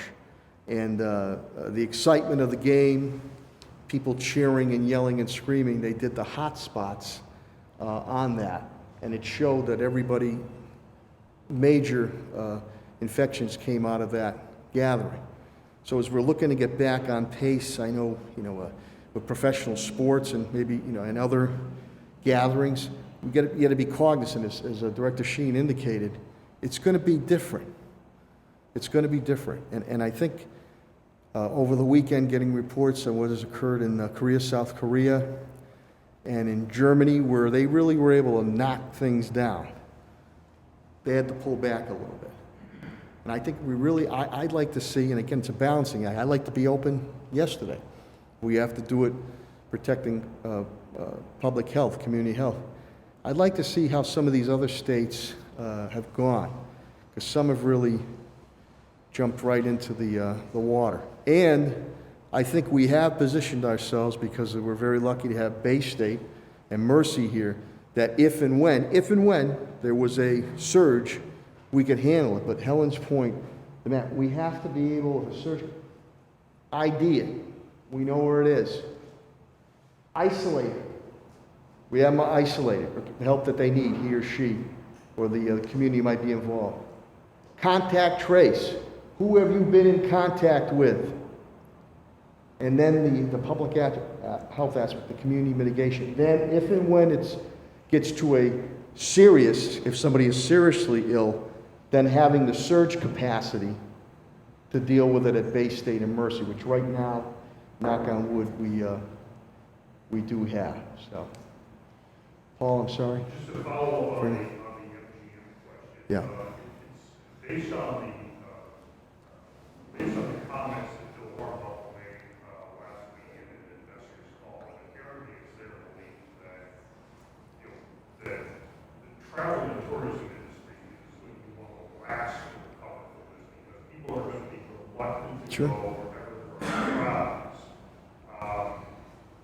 Is that what's driving this layoff notice that MGM has given the state? If they're required to make a notification if they plan a mass layoff? There's a warrant. Mass layoff at the end of August. Yeah. Is that your understanding that that's what's behind this, the concern that people are just not going to want to go to a casino right now? Well, I'm going to have Director Sheen come, but again, they are tourism-based. Big shows, attractions, stayovers. Right, so I think whether it's MGM or many of our tourist attractions here in the city of Springfield, whether it's Basketball Hall of Fame, whether it's the Dr. Seuss, the world of Dr. Seuss, these come into play. It's about bodies walking through those doors and having the experience. But I'll let Director Sheen go on. So there might be a temporary slowdown on that as we build back up. Paul, I think that what is also encouraging is the comments that he was making, that they're looking at the casinos that are more regional in nature, that people can drive to. Those are going to be probably the focus of the first round of openings, because it doesn't necessarily involve you having to get on a plane to go to Las Vegas. So I think that's an encouraging aspect relative to MGM Springfield. Mayor, have you had any other contact with MGM Springfield? I know they deferred $2.3 million that Yeah. was due to the city, and any further discussion about that payment? How is this announcement now going to impact what they owe the city? We're in very strong legal contractual situation on that, and I've spoken with Bill Hornbuckle, and I've spoken with Chris Kelly, who's the new CEO, president of MGM Springfield. So like with many other businesses that we are working with and residents, this is unprecedented what has occurred. extraordinary times. We're living in surreal times. So we want to work with everyone, but we do expect when people get back on their feet, that payment will be made moving forward. And that's the way I've operated before. That's the way I'm going to continue to operate. We want to make sure that people are coming back to work. But this is, again, we're in surreal times right now.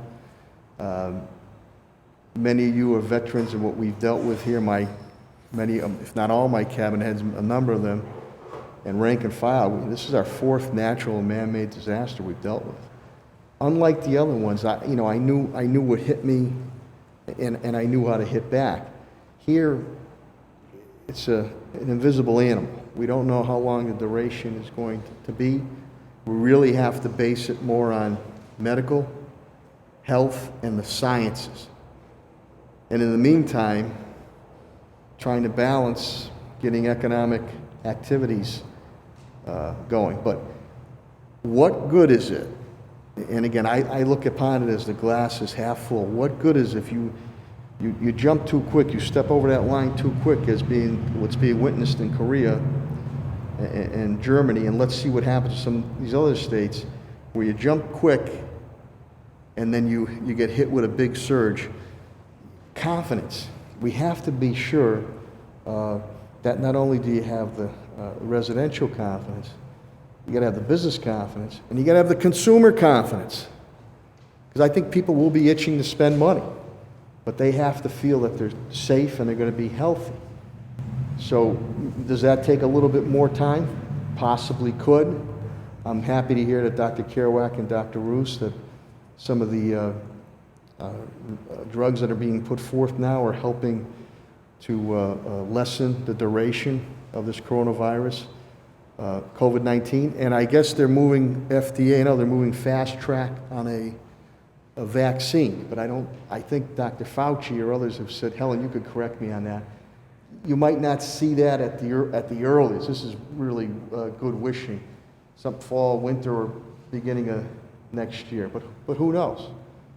Who knows? But I don't think you'll get back to a full sense of normalcy until you have a vaccine. We will get to a sense of new normalcy, which we're moving toward now. And I think we have to expect, as we do more and more testing, that we had about 4 days, Helen, where we saw the numbers stabilize and really go down. More and more testing is occurring now. We saw the numbers shoot up a little bit. But if you can show the public that, hey, we got it, we're on top of it, and we're going to be able to identify, isolate, and be able to contact trace, community mitigate, and get these individuals feeling better. I do think you're going to see differences in how long-term care facilities are going to be run from now on, because they were never equipped for anything like that. The airflow and everything, that goes to what we did with our homeless triage, the air separation, the air changes constantly, that you don't have the same air being moved around in enclosed areas. So I appreciate everybody being here. I don't know if there's any other questions of my cabinet heads or. Question for Helen, sure. No. You had mentioned before that looks like there's something clusters forming, and I guess in the orchard. Do you have a sense of if there's any particular common factor in any? Like, is it, is it location, like we heard about some like super spreader events, or just locations where a lot of people have been? Do you have any sense of what might be causing that particular one right now? I do have the specific areas that it is that I will not be sharing. So in terms of the location, the red dots don't show the exact location, but it is a cluster. And again, communicating about the area or the individuals or the race, ethnicity is something I'm not here.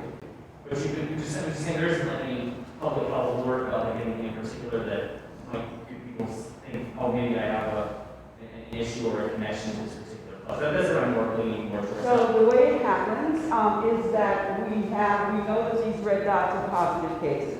We We also know we get those positive cases in through our mating system. We also know that we call those individuals to ask who they've been in contact with, and that becomes the communication strategy that we do to do the outreach. However, beyond that, there may be community spread that we're not aware of who those individuals are. And so that is the process for contacting COVID positives and getting in touch with the individuals that they name as their contacts. So at this stage of the game, you're only working with the positives and their contacts. There's no other, commonality or community issue that you're looking at as the might have been the source of whatever cluster may or may not be forming there, correct? Correct. Okay. And then earlier before, the mayor mentioned some change in the CDC guidelines about the days of quarantine. Can you just kind of describe a little bit more about what that change actually was and what, I don't know if that's something that you were... Or Helen can do it. Matt, just to let you, on the other thing there, Helen and I, we don't, what we said, I think last week, scarlet letter. Nobody's done anything wrong here. Because that's the point in our contact tracing, that, oh my God. We don't want to get to that scarlet letter point, but Helen could speak of that. Bill brought it up, and I'm going to let Helen speak of it, because we have a narrower view on that. So the information came to us this morning from Bill Mahoney at our cabinet meeting. I have not had the time to do the research, but that was the information that was given to us. We certainly appreciate the CDC and its guidance, and in every opportunity, we will certainly follow the CDC guidance. However, the reasons municipalities and states also have guidance and regulations is so that they can look at what the CDC is recommending and think about their own municipality and how that operates with personnel and geographically, and might make decisions that could potentially be narrowed. For example, the governor issued the guidance around wearing face coverings. We then took that guidance and adopted it to the city of Springfield more specifically. And boards of health and government have the ability to modify and produce regulations that fit their specific community.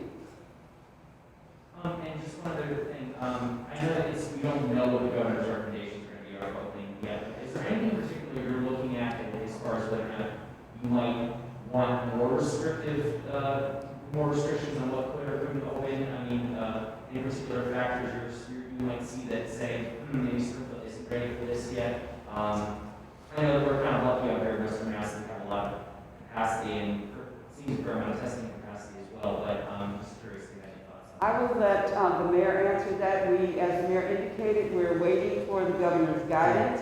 We're also working with Patrick Sullivan and Bill Mahoney to look specifically right now at the municipality and our workers and what's that initial guidance we put in place, like asking individuals if they leave their workspace to wear a mask, asking them if they can't socially distance, not to gather in clusters. There will be rules and regulations that we are going to come out with that we've already started to adopt, that we will probably have a more robust document at a very near future. We're trying, Matt, again, to protect and preserve our workforce. And we have, I have been getting, contacts, whether here or at home and stuff, as Helen does, on different things. Even from business, they want us to follow, our lead, and we say in turn we have ideas, but we're going to follow the lead of the governor and the lieutenant governor, the advisory board, to lay the base foundation. Because whether a regional open occurs, there's got to be some type of blanket rules and regulations that everybody is following. And I know that with Governor Cuomo in New York and Governor Baker here, and I think all the New England governors are all working together, trying to do blanket clauses from there. So, go ahead, Paul. Just to follow up on that, so much as you did with the shutdown regulations Yeah. that came from the state, you think you could have the leeway to do some local adjustments to what they recommend for reopening? We would only do anything based on the medical, health, and sciences. So besides balancing the economic need, which is really, really needing to move forward, I have to base it first with Helen's team first. Because you don't want to take one step forward and then turn around and you end up taking 2 steps back. So I think once we get guidance, we could, if we see fit in certain situations, maybe it could be a little less stringent. In other cases, Helen, we might make it more narrow, more stringent when it comes to some of these places reopening. I mean, we're waiting guidance now on barbershops, hairstylists, all these more that are more intense. I don't want to say intense, but where social distancing is tough. But these people have to make a living too. Are all these precautions going to be? What are the precautions that need to be taken to reopen these businesses? If I could ask you Sure. to follow up on the letter you sent out Friday. Yeah. Sewer Commission. Yeah. What is it that you're asking them to do? Let me point this out. We do have one of the best water systems in the country. That has been stated. In order to keep water systems at that top quality, infrastructure investments have to be made. We have some mains that are 90 or 100 years old, because I don't want what happened and God bless the people of Flint, Michigan, what occurred there because people were looking to cut corners and not put the proper investment in it. In turn, as I stated before, we're living in extraordinary times, surreal times, and there's got to be a little bit of a give and take. Past years, the Water and Sewer Commission has done increases in order to keep the water system top notch, and people were okay with that. This, I understand they've taken a massive hit with businesses not utilizing water. A lot of big businesses are not utilizing water. When that comes back online, that's going to help. So what I've done, and Congressman Neal, Chairman Neal, Ritchie's worked on the federal level, that hoping that there's going to be some type of relief, infrastructure relief, or some relief coming to utilities such as the water and sewer. So that, and I've also asked that on the senior citizens, that discount can be re-looked at, what's put forth there, because they're struggling on fixed income. So I'm asking them to look at it. Can we see what plausibly can be considered, their utility, what you can do to knock down that prospective increase, which needs to continue on infrastructure improvement. So that's why I put it forth, and let's see what happens from there. We want to keep a top-notch quality water system, and that means you have to invest, but it's got to be a combination of bringing relief, especially to our senior citizens, and utilizing whatever can be done, especially on the federal level. So that's why this bill that Chairman Neal is involved with Speaker Pelosi on the state and local government. The old days was revenue sharing, but now the conduit is CDBG funding. And I remember the congressman on our call indicating back in the late 70s, early 80s, CDBG funding in those days was about $12 million. We're getting about $4 million now. So you multiply that, how much that was worth before. So that's going to be important, because we keep firing police, DPW, health, libraries, parks. We're employers too, and people expect those services. And we've been very fiscally prudent. We've been very stable. We have strong in our financial management, and that's been proven out, that we can able to hang in there and weather the storm. But you can only weather the storm for so long. And as we go into FY21 with the proposed budget, I told you what we're facing: 28.3% cut on local aid, which amounts to $11.3 million, possible worst case scenario. So you have FY21, then my concern is, how do you handle FY22, 23, 24 on it? So that's why I've asked them to be as creative as possible, but always protecting the health and the welfare of our water system.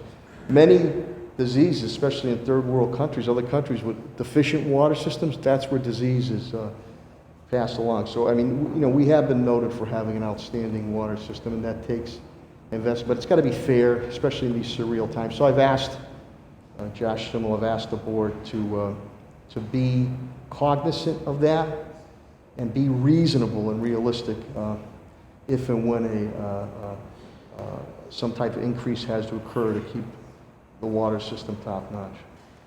Any other questions or comments? Sure. Last question. Okay. Commissioner Clapper, we mentioned something about DCF calls, and I followed up with them, and they, I guess it said that they clarified there hadn't been any change. I just wanted to know if there had been any update on your end about, what had been an uptick in these DCF calls, and then gone down, and what the situation was with that. Yeah, man, apparently when we called Worcester, some supervisors, and they had another regional meeting around here, and that, the message to the workers was a little convoluted. They corrected that.